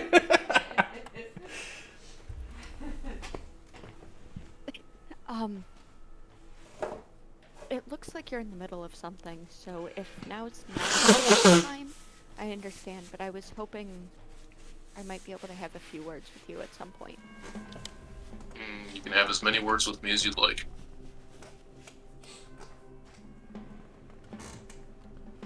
He smiles. Creepy. Things were problematic, to say the least, with, I'm going to say me before, but I think you know what I mean. With our, she does the air quotes, our interactions, and I want to make sure that there is none of that potential animosity remaining? No. No. No animosity. What was done as you, by not you, well, that's in the past. We have to move forward, right? Forward or die. We all row. I would prefer not thinking too much about death here. Maybe that's exactly what we need to be doing. The Blackwaters claim us all in the end. And that's true for Octavius, too. Goddamn, that's true. It's a profound way of looking at it. I don't think that I've had the chance to say this, but you are terrifying and impressive both to watch, and I've watched from afar as you've changed feels a little too on the nose, but things have been... And she looks like she's floundering for words a little bit. I don't think that the others would have made it as far as they would have without you doing what you've done. If a Goliath could blush. Thank you, that means a lot. Sometimes I lose my way, but I've been getting better. And I appreciate your very kind words to me. He looks kind of at a loss for words also. He's gonna look up and smile. Big, shark, toothy grin, and I killed that son of a bitch, though. Sybil, make a perception check. Oh no. Literally the lowest I can. What the fuck is wrong with you? I'm a rogue. Good God, man. Okay. Well, nat 1 aside, because you guys know how I operate, even if you roll a nat 1 and it ends up a 19, these are the reasons why nat 1s don't necessarily mean total failures. Unless it's an attack roll. So, on skill checks, it's different. As he's talking, and he, on an out-of-game level, mentions the shark tooth grin, it's all fun in fucking games until his mouth actually opens up, and you see a second row of fucking teeth have grown in behind his first row of teeth. His normal teeth, his Goliath teeth, are all squared off like normal teeth, and behind that first row of teeth, whether he notices it or not, are very clearly rigid triangular shark teeth. And he's got a set on the top and bottom. You are confident that shit was not there last night. So she very clearly, starts to say something and then stumbles over her words as he grins. And then, looking him dead in the eye, she switches to Primordial and says, don't get me wrong, you are a terrifying son of a bitch.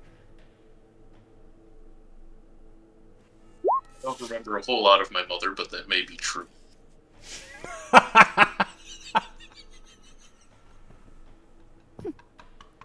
Guess I've never asked about your past or really much of the others. Obviously we know where Winnie's from, and Ulrich's from the time before and the life before and the chosen time before.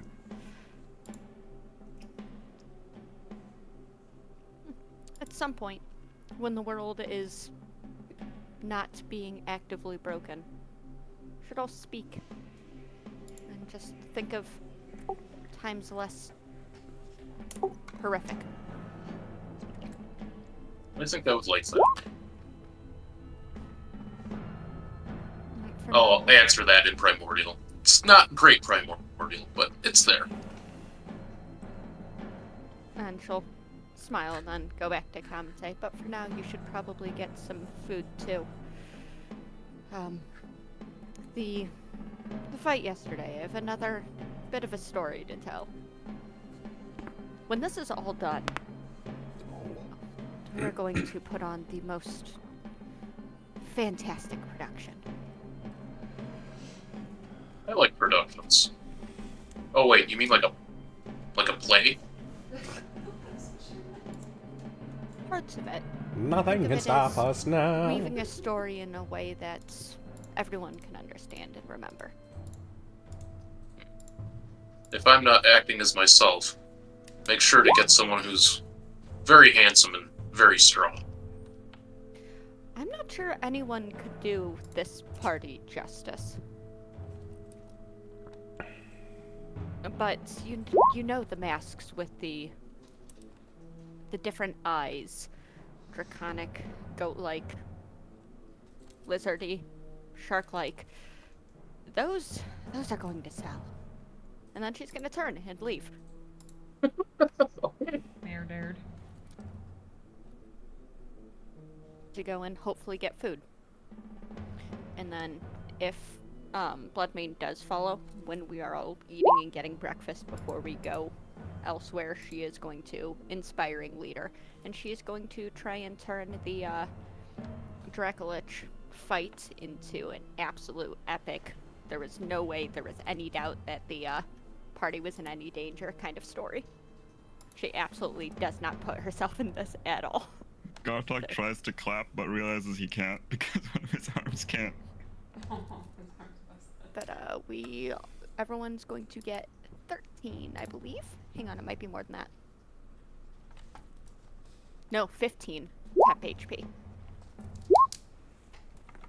That's good until it's 15? Got it. used. All right.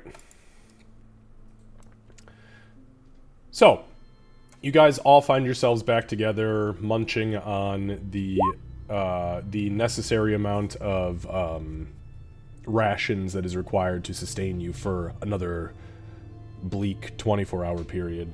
And while this is happening, Sybil regales you of literally yesterday's fight, which is way more elaborate than you actually just getting your shit slapped around the room for like a minute and a half.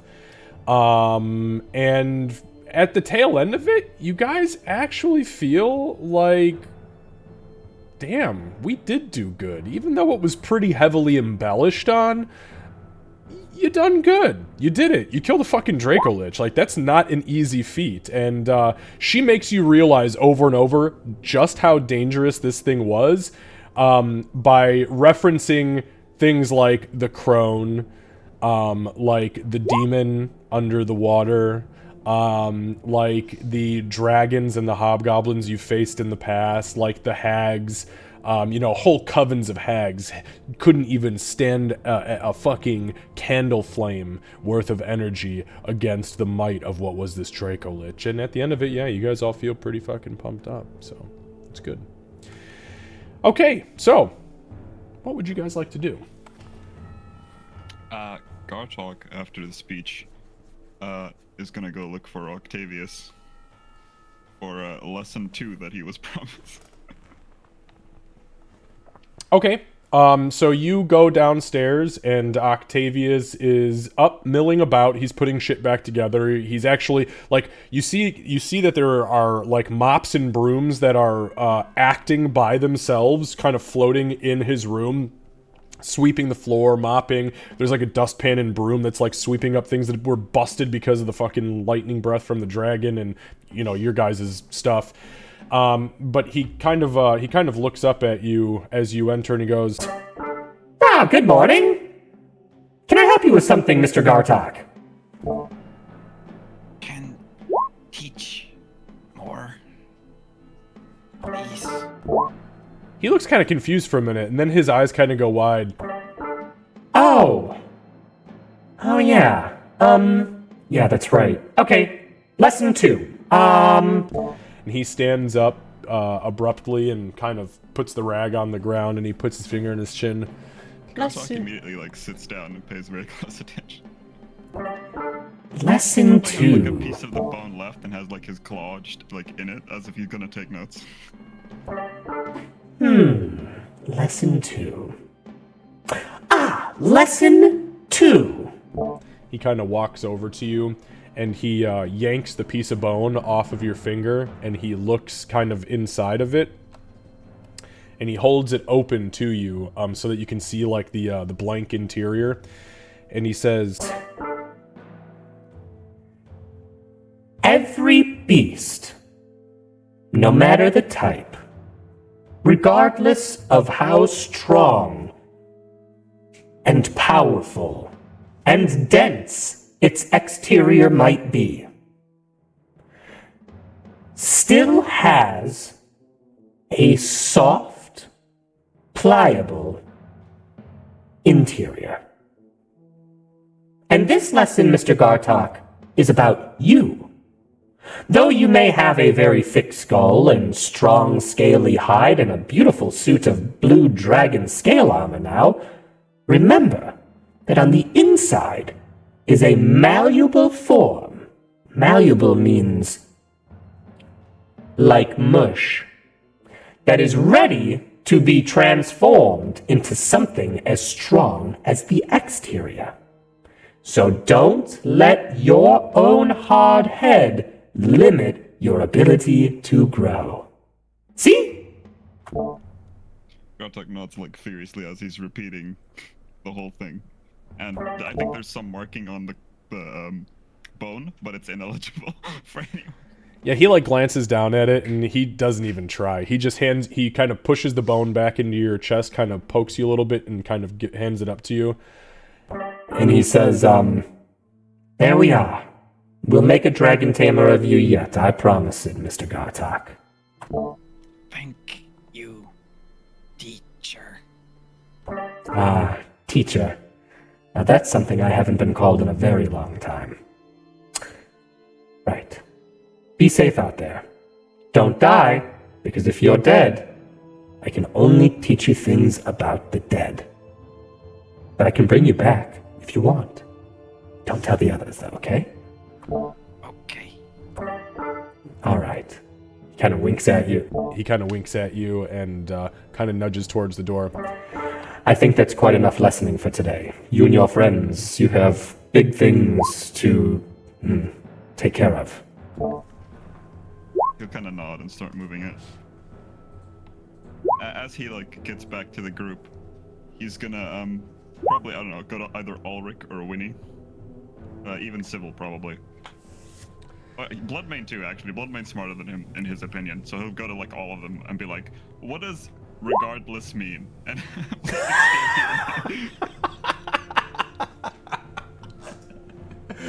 Regardless means no matter what. And exterior, is that the other one you asked about? yes. Outside. On the outside.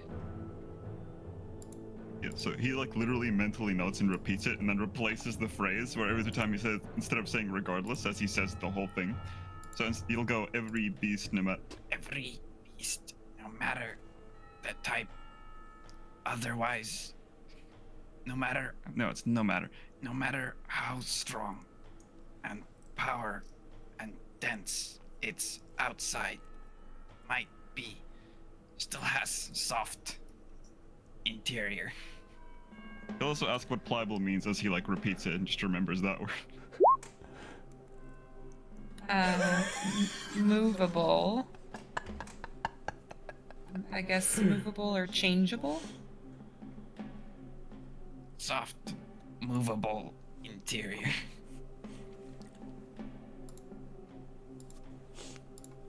Winnie's eyes kind of narrow. What did you guys talk about? Lessons for Lessons. dragon. Oh, okay.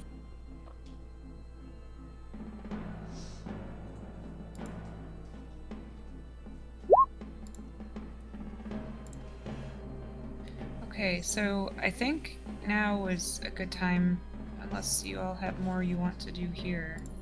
And maybe I should go think and apologize.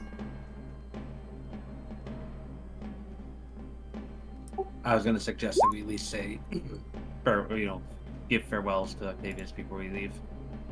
Yeah, he seemed happy for company, if nothing else. When he would head back down. Yeah, so will Ulrich. Sybil will go too. Gartok's going with because he's made a new friend. Okay. And a teacher. So you guys, excuse me. So you guys go back to Octavius's abode. So you walk back in there. I mean, it's only been a couple minutes since you guys have been out of here. Well, Yeah. at least for Gartok. So, but you guys go back in.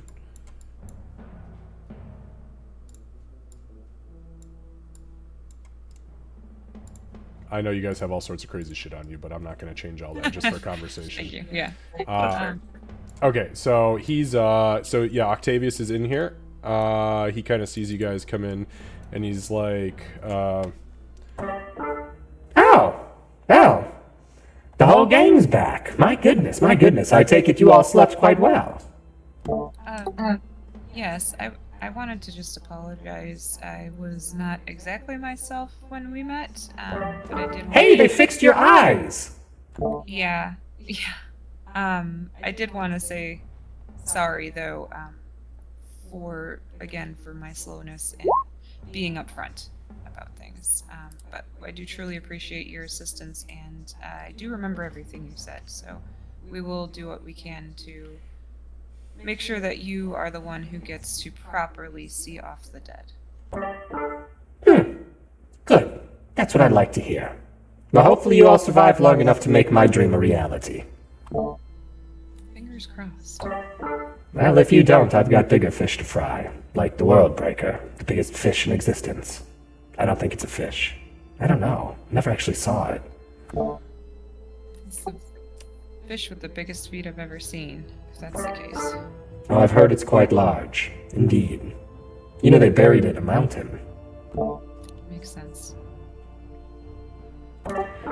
We wanted to make sure we thanked you for your hospitality and your graciousness for letting us stay and being as nice and helpful as you have been so far. So we just want to make sure we did that before we left.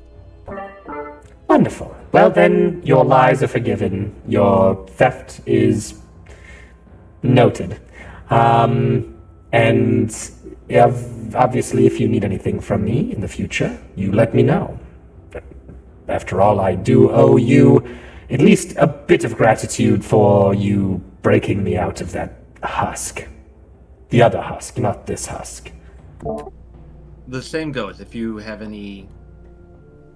need assistance or anything, please feel free to reach out. I can sending, so if you need someone that can respond back, I would be a good target. But we'll be happy to help if we can. Obviously, we've got that said bigger fish that we need to fry. So Fair enough. I only got one of your names. Who the hell are the rest of you, by the way? my name is Ulrich. I believe mine was the one you received. Winnie. Oh, well, in that case, I have two of your names. I also know Gartak. And you two. Well, no, I know you. Kind of. Nods to Bloodmane. What about you? So Sybil, for just a moment, has her old kind of performer side come out, and she dips into a bow and just says, "I'm Sybil." Oh, sweetheart, we don't do that fancy shit here. Please, you treat me like nobility. Look at me. Oh, I would make a good noble. Where else? Touche. Say, Sybil, did you ever spend time with the gnomish people? We spent a little bit of time everywhere. Good. Well, take care of yourselves. Stay alive, and remember everything I told you. Be careful. I can tell you right now that the demon that you are chasing is not some underling. It is not some lemure or imp from Avernus. We are talking about an entity that thrives on corruption. So be careful.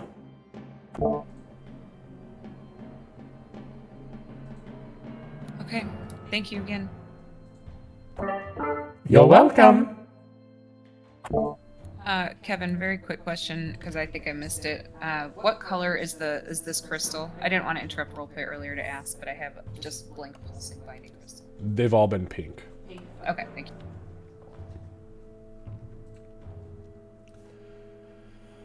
You can actually, even if you want to, just add, you don't have to make them separate items, you can just add an additional, you can add, because you guys have 3 of the 4 right now, so you can just add, you know, whatever you had pre-written, just add, you know, just give it a little tick up. Okay, thank you. Alright, so how are you guys doing this? Where are you going? What are you doing? I'm going to use the scroll teleport that we bought to bring us to the grove. Okay, so you're going to perform a, okay, give me 1 sec.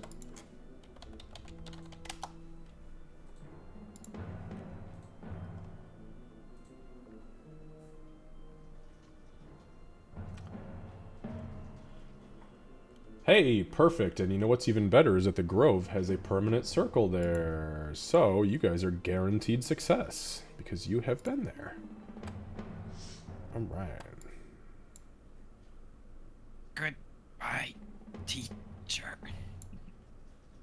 Ah, goodbye, my friend. Oops. Ah, goodbye, my friend. Sorry about that. Lichdom.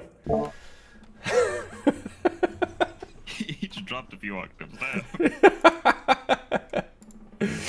Oh, shit. The reverb was just him fucking with us all along. Yeah, right. He's just been casting prestidigitation every couple minutes to fuck with you guys.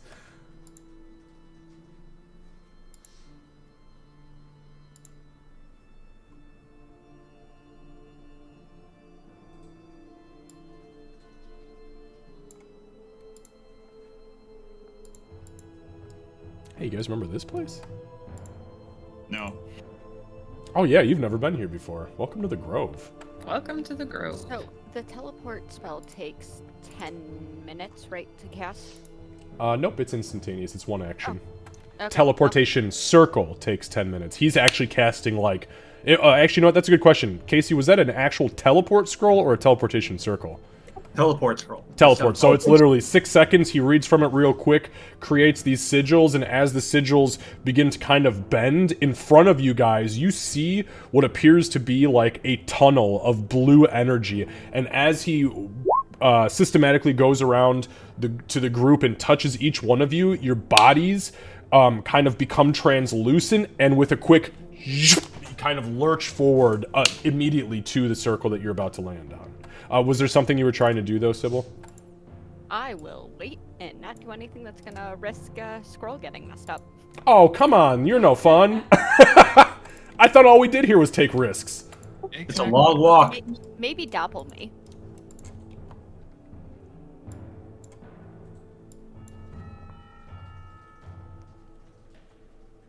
I don't know if it'll be relevant, but don't forget temporary hit points. Yeah, don't worry about it. I got it, actually.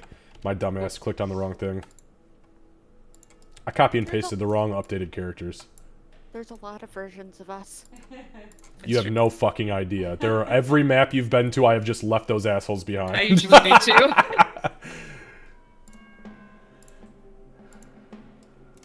Next is the multiverse saga. Yeah, right. Actually, you know what's hilarious about that? Campaign 4 is very planner-oriented. Alright, so there is a burst of energy, and as you guys lurch forward through the weave and through the ether, you rematerialize in a quick flash. The leaves around you begin to blow. As you look out and around you, the semicircle that is kind of surrounding and like the domed top of this interior reacts immediately to Winnie's presence as the vines begin to shift and shudder, and the grass literally grows up and out of the ground and begins to slowly wrap around Winnie's legs, almost as if it is all acknowledging, as if this bit of nature is acknowledging her presence in this place. As that happens, Gartok, Bloodmane, you guys all kind of look around you. Buds begin to bloom literally in front of your eyes. The flowers kind of reach down, almost as if trying to all touch Winnie as she appears in the circle. And let me turn this ominous ass fucking music off. All right. So you Did guys you hear arrive. elfin squirrels? There are no squirrels here right now. Not that you see. Not that you see. The squirrels are everywhere. Oh God, they're in the trees. As long as they haven't all been eaten. Not yet. No, that person was killed horribly. Yeah, that's right. You laugh at my pain. No, sorry. Karma's a little bit of a bitch. I mean, yeah, it happened, huh? Yeah, that happened, huh?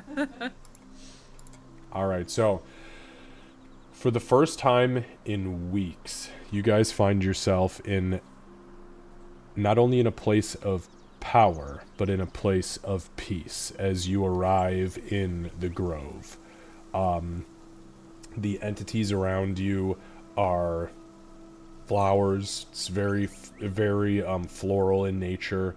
The circle, the magic circle beneath you is still active, but it is not trying to pull you or push you in any direction. It simply is, which is why this was so wonderful for Ulrich to do, because he knew exactly where there was a permanent circle for him to get in and out of. With that being said, what do you guys do? You can hear from the outside of this little interior encampment. Now, mind you, the interior of this encampment is your guys' personal area. This is only for commanders, period, end of story, full stop. Outside of that is all the riffraff, but even knowing that there is military forces here, actually those military forces, hey, you guys beat them back here. They haven't even made it back in their battered and bruised state, but those who stayed in the rear detachment, you cannot even hear them outside the walls. The forest and the natural foliage is kind of taking its toll on keeping everything very quiet. So, without further ado, what would you all like to do? First thing I want to do is see if any of the that have sped back are even like lightly medically trained to get Gartok's arm set, so that when we heal it, it doesn't. We don't get a weird leg situation like some people we know. Oh yeah, the weird leg thing. So there are acolytes that are here. Not many as that. Thank you, Casey. Not many, because there are so many that were needed to go with them to battle. However, you do find somebody who. Let me just make a medicine check real quick. I'm gonna guide him. Okay.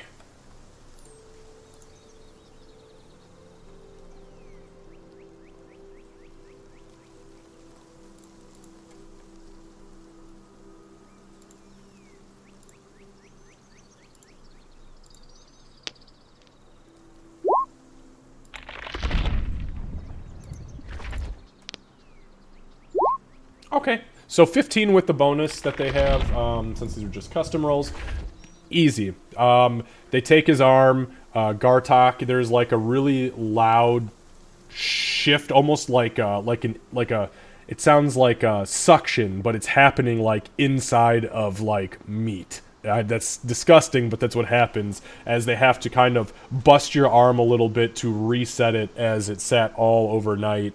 Getting comfortable in its position. But they do set it, they splint it, and then they bind it really, really, really tightly, giving you very minor functionality in it, but every time you move a finger, it hurts like hell, so. Yeah, so there's definitely going to be a lot of resistance from Gartok. Yeah, But they set it, and it feels way better after it's set, because it was pretty much poking through the fucking skin for a little bit there. I'd like to think that the whoever the other medical officer is, they come out more bruised than Gartok after. Very possibly. Very possibly. And I promise you that'll be way better tomorrow morning. The guy with the black eye is now looking at you like, I don't know if it really will be any... Oh, you mean him. Excuse me, I'll see myself out. I can help right now, and I'll cast, just like, I'm assuming just normal bruising, I'll cast like a level 1 cure wounds on him. There you go, yeah, as you just kind of flick the incantation at him, and you just see, and he's like, oh, I can see, thank you. Excuse me. And he kind of backs out of the doorway now, watching Gartok as he goes. Gartok is always like just one eye on him, because chameleon eyes. Yeah, you see he's just like, All right. So, what are you guys doing? I'm looking up notes really quickly, but the first thing I want to do is well, kind of walk around and check on people as we get there. I want to walk around and just like kind of check in with people, see how they're doing. Yeah, Okay, that's where I go was ahead and starting. just give me an investigation check. Once Ulrich finishes splinting Gartok, Gartok will do what a hunter does when he's in a new environment and essentially figure out where everything is and just get a lay of the land. I'll go with him and kind of give him the 10-cent tour. You'll definitely see him try and climb trees and then just be like, give up, as he looks at his arm.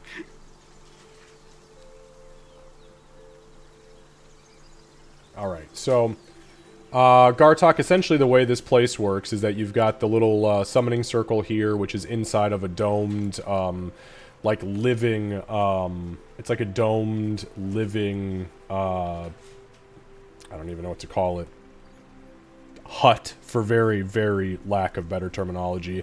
The walls that are surrounding this interior part of this encampment are all made out of living vines. Like, as you step out, you see they're like pulsating, almost as if they are breathing.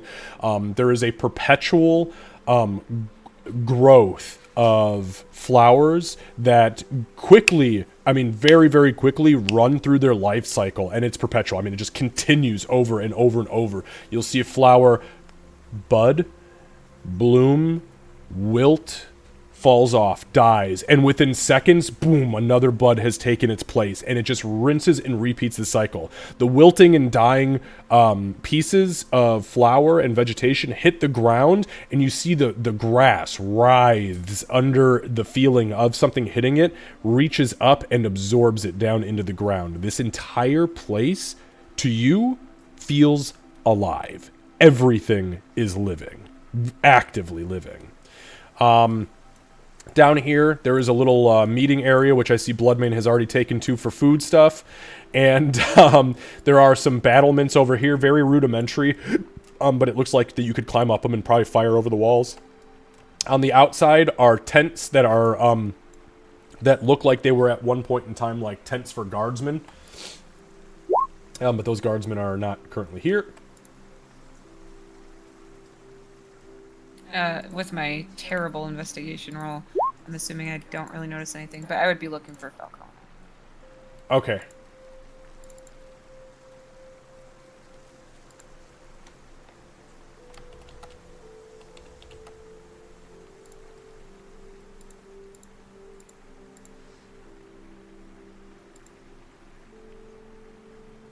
Okay, so Winnie, as you guys are kind of milling about, you're talking to people, you can see, yeah, you don't have a great investigation check, so it's kind of hard to get a read on how people are doing, because you know for a fact that your army is still, your guys' troops are still out and on the way back right now. Though you do know that they suffered a pretty horrific, they won, but not by much. They really lost a lot. So, you guys eventually make your way down towards the interior hut where you guys know you meet and eat. As you sit and you kind of let your thoughts flood into the living grove around you, you feel Falcona's presence kind of enter your mind. And she says, Oh. Hello, Archdruid Winfina. I sense your presence here. I'll be in momentarily. She would just, kind of acknowledge, okay. But also enjoy being connected to the grove again. Very much enjoying that. it is a breath of fresh air, and you feel more alive in this moment than you have ever in your entire life. And each time you reconnect to the grove, you feel that strengthening bond. It begs for your presence, knowing that you are its creator. You know, you are its shepherd. you are its protector and everything within it. So as you begin to feel that connection, you feel every living plant, you feel every living animal, you can sense, your senses go all the way out to the edges, and you can feel the flora and the fauna writhing and existing within your realm. It's about that time that as you are kind of indulging in yourself, the plates, by the way, in the center of this table, they are actively growing food. Leaves will kind of create these domes that almost look like tops, and as the leaves dry and blow away in this almost unnatural, yet too natural of a breeze, underneath the leaves that have created the dome are plates of food. There is meat in the form of fish, but besides fish, it is all nuts, mushrooms, different lichen, berries, nuts, all prepared. Some of them even hot, like stewed and mushed, and there are breads that kind of grow up and out of it. Just sensing Winnie's presence, it comes to be boiled peanuts from a gas station in Alabama. Oh, bad. Oh, it was Those terrible. video will show. Our first trip back from fucking Georgia, we stopped in Alabama to fill up. Now, mind you, we had just come out of the fucking mountains. We could literally still see it behind us, and I'm like, we gotta stop to get gas, and the kids gotta pee. Go in, and I'm like, hey, let's try a local delicacy, boiled peanuts. Ho! You didn't tell me they were bad. I didn't know they were bad. Not like that. God bless it. Holy shit. I remember I took one bite, and I was like, shouldn't have gotten a large, and I threw the whole thing in the fucking trash. He goes, here, try one of these. And I was like, uh-oh, good or bad? He goes, just try one. And he took a video. I'm like, I was like, I am so sorry that I have done this to us today. This was the wrong place to try a southern delicacy. I have had them since. Homemade, they're good. Yeah. Also, just as a note, before Winnie disconnects, I guess, from the grove, I did purposely take plant growth. So she will cast plant growth, which is a 3rd level spell, into the grove as well while she's connected to it. Okay. So you cast plant growth, and the plants around you kind of writhe and rise up. And as they do, you sense a very familiar presence as Falcona. Your companion, your dryad companion, steps into the hut around you as she literally materializes as the plant growth is writhing almost violently around you, and the plants are just absolutely going berserk, reinforcing everything around it from a large series of coiled vines that creates almost a pod. They peel back, and as they peel back, Falcona steps forward with a smile on her face, her feet literally buried in the ground as she moves, almost glides into the room, and she smiles. Archdruid Winthina. Bloodmane? Where are the rest of your friends? I hope they haven't fallen since we've last seen each other. Winnie will embrace her as long as she allows, and then no, they're here. We were a little worse for wear, but I think we're much better now. I know that we faced quite a few casualties out there. I'm not sure if word's made it back to you yet, but we wanted to come back here and check on everybody, and I actually wanted to talk with you about strengthening the grove.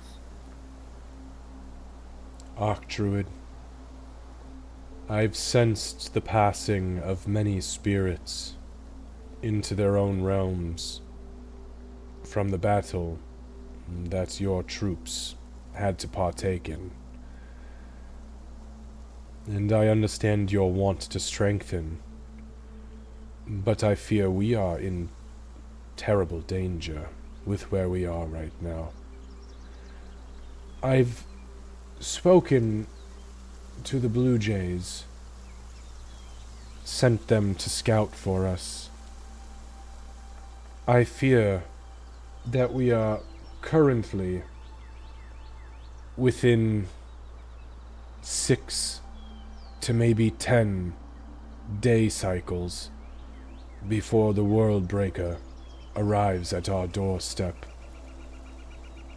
It is coming across the ocean as we speak, and very soon will befall Mandalari, followed by Stillwater, and then us, if its trajectory stays on course.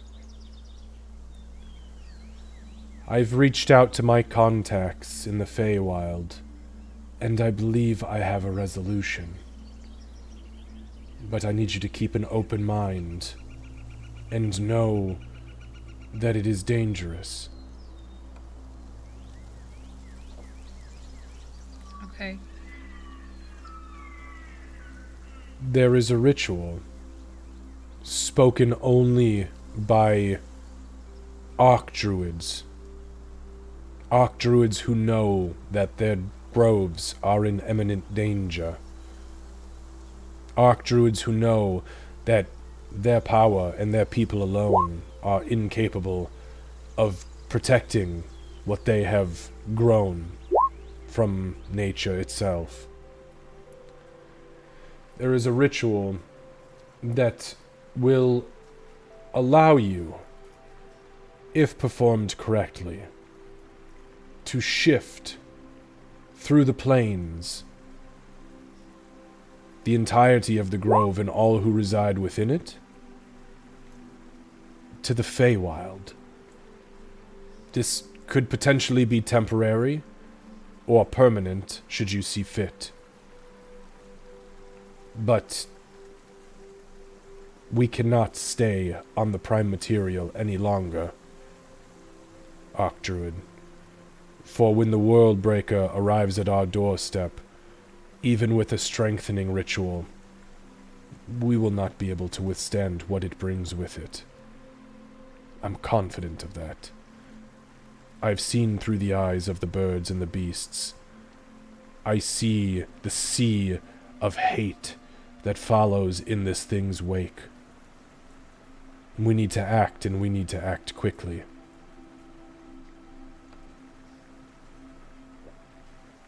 I wonder if we can save anyone from the other towns, if we can try to get them here in the next couple of days and then perform the ritual. Just for my reference, is anybody else in here talking to her? I know Bloodmane's in here, Winnie's in here. I'm out with Gartok, so we're still kind of Okay. being good about. I've kind of figured this was all happening while we were getting his arm set, so. I mean, I probably could be, but if it was a Winnie and Bloodmane thing, then I'm leaving those lovebirds It was alone. never a Winnie and Bloodmane thing. I Nah. think that it was just a reconnecting thing. Yep. Okay. This is the first time that Crucible's been in here, so she's sticking close to the Archdruid. Oh, true. That's right. Yup. Okay, so she says,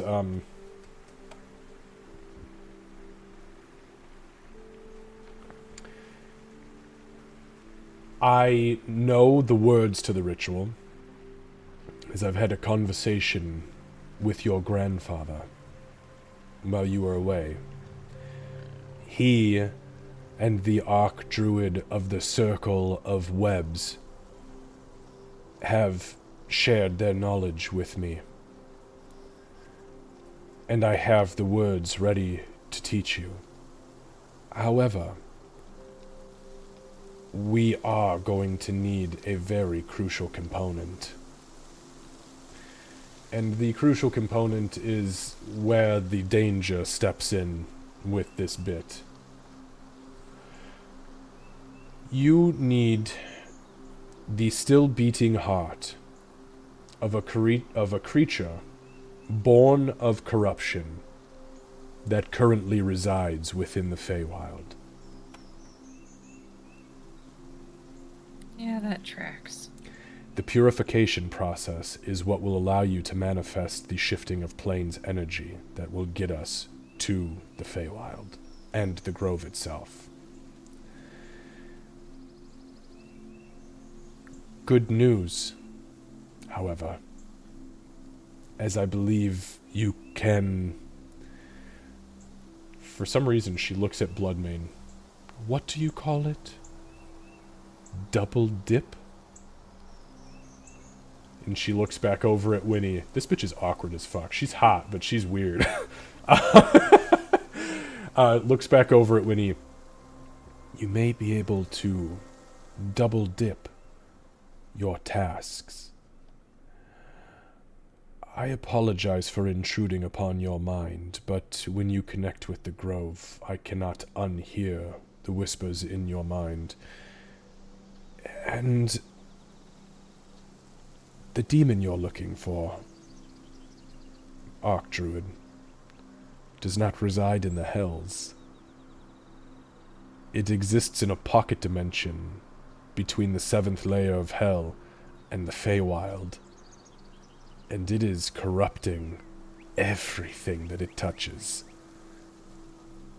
So if we can get you to this pocket dimension to take care of this creature, I can think of no better way to collect the still beating heart of a creature born of said corruption. Now, if you succeed, you will only have 12 hours to get back here to perform that ritual before the heart dissolves. But it will beat for 12 hours, as well as I am aware, outside the chest of this entity. Do we have to do anything special to remove it to keep it beating? Cut it out. Okay.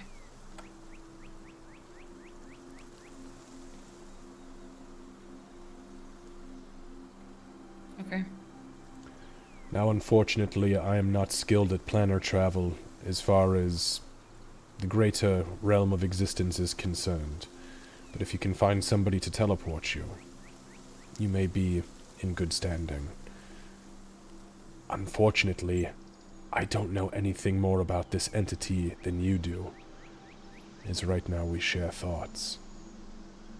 But I do know, at least, I know an old saying that I've heard for many, many, many, many generations. From your grandfather, actually. And that is, never underestimate the amount of power a name can gift upon the entity that is bound to it.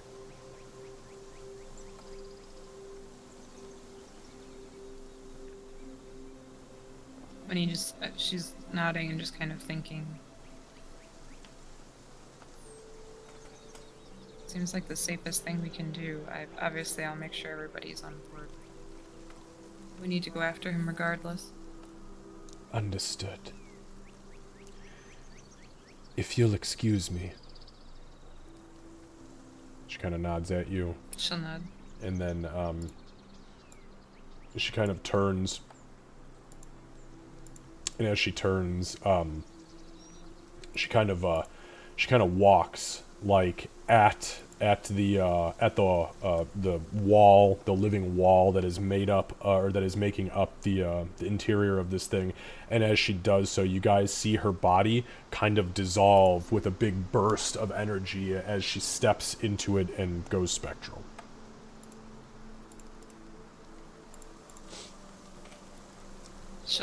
Yeah, go ahead. No, go ahead, because we're I going was to end just here, gonna so if you got one yeah. more thing. Winnie would just turn to Emig to kind of see, like, was he paying attention, for one thing, and for another, if he appears to have an opinion of any kind on his face. Let me put it this way: if that delicious-ass-looking fish is on that table, he was probably eating it. Okay. It's there. Oh, it's Noted. there. It's the one that they've got slit and steamed, and then they've, like, salt and peppered it, and you can see big-ass cloves of garlic and onion slices hanging over it. You're just like, oh, mama, why do we leave? I take it you heard nothing. She said that in giant. Rude. Not saying that out loud.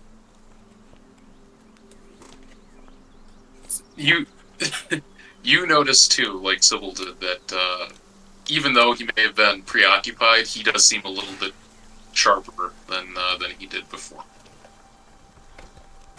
physically and mentally. He's good looking. Not really. I still have a goat eye. Yes, you do. Yes, you do. All right, so guys, we'll go ahead and we will leave it right there. Then we will see you guys back here in 2 weeks for session number 51, and we will pick up and see what the fuck happens and what you guys decide. Lucy, for the first time, welcome to the grove of the. This is the grove. This is the grove of the Circle of the Shepherd.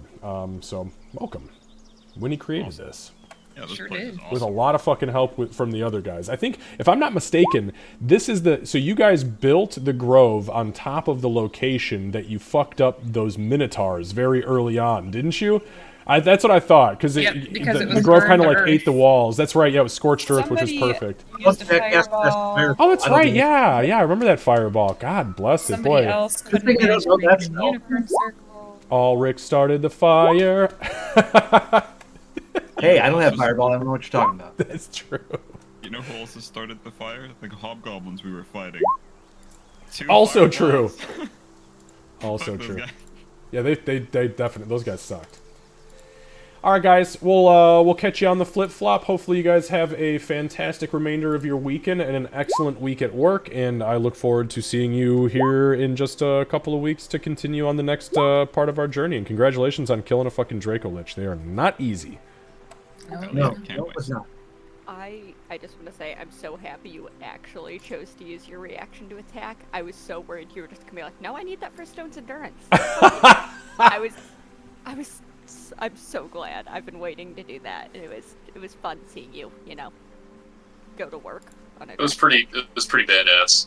Yeah, not gonna lie. That was a lot of damage in 6 seconds. I mean, I think a I lot. counted. It was over 50 points of damage. That's dirty. Bloodman goes crazy.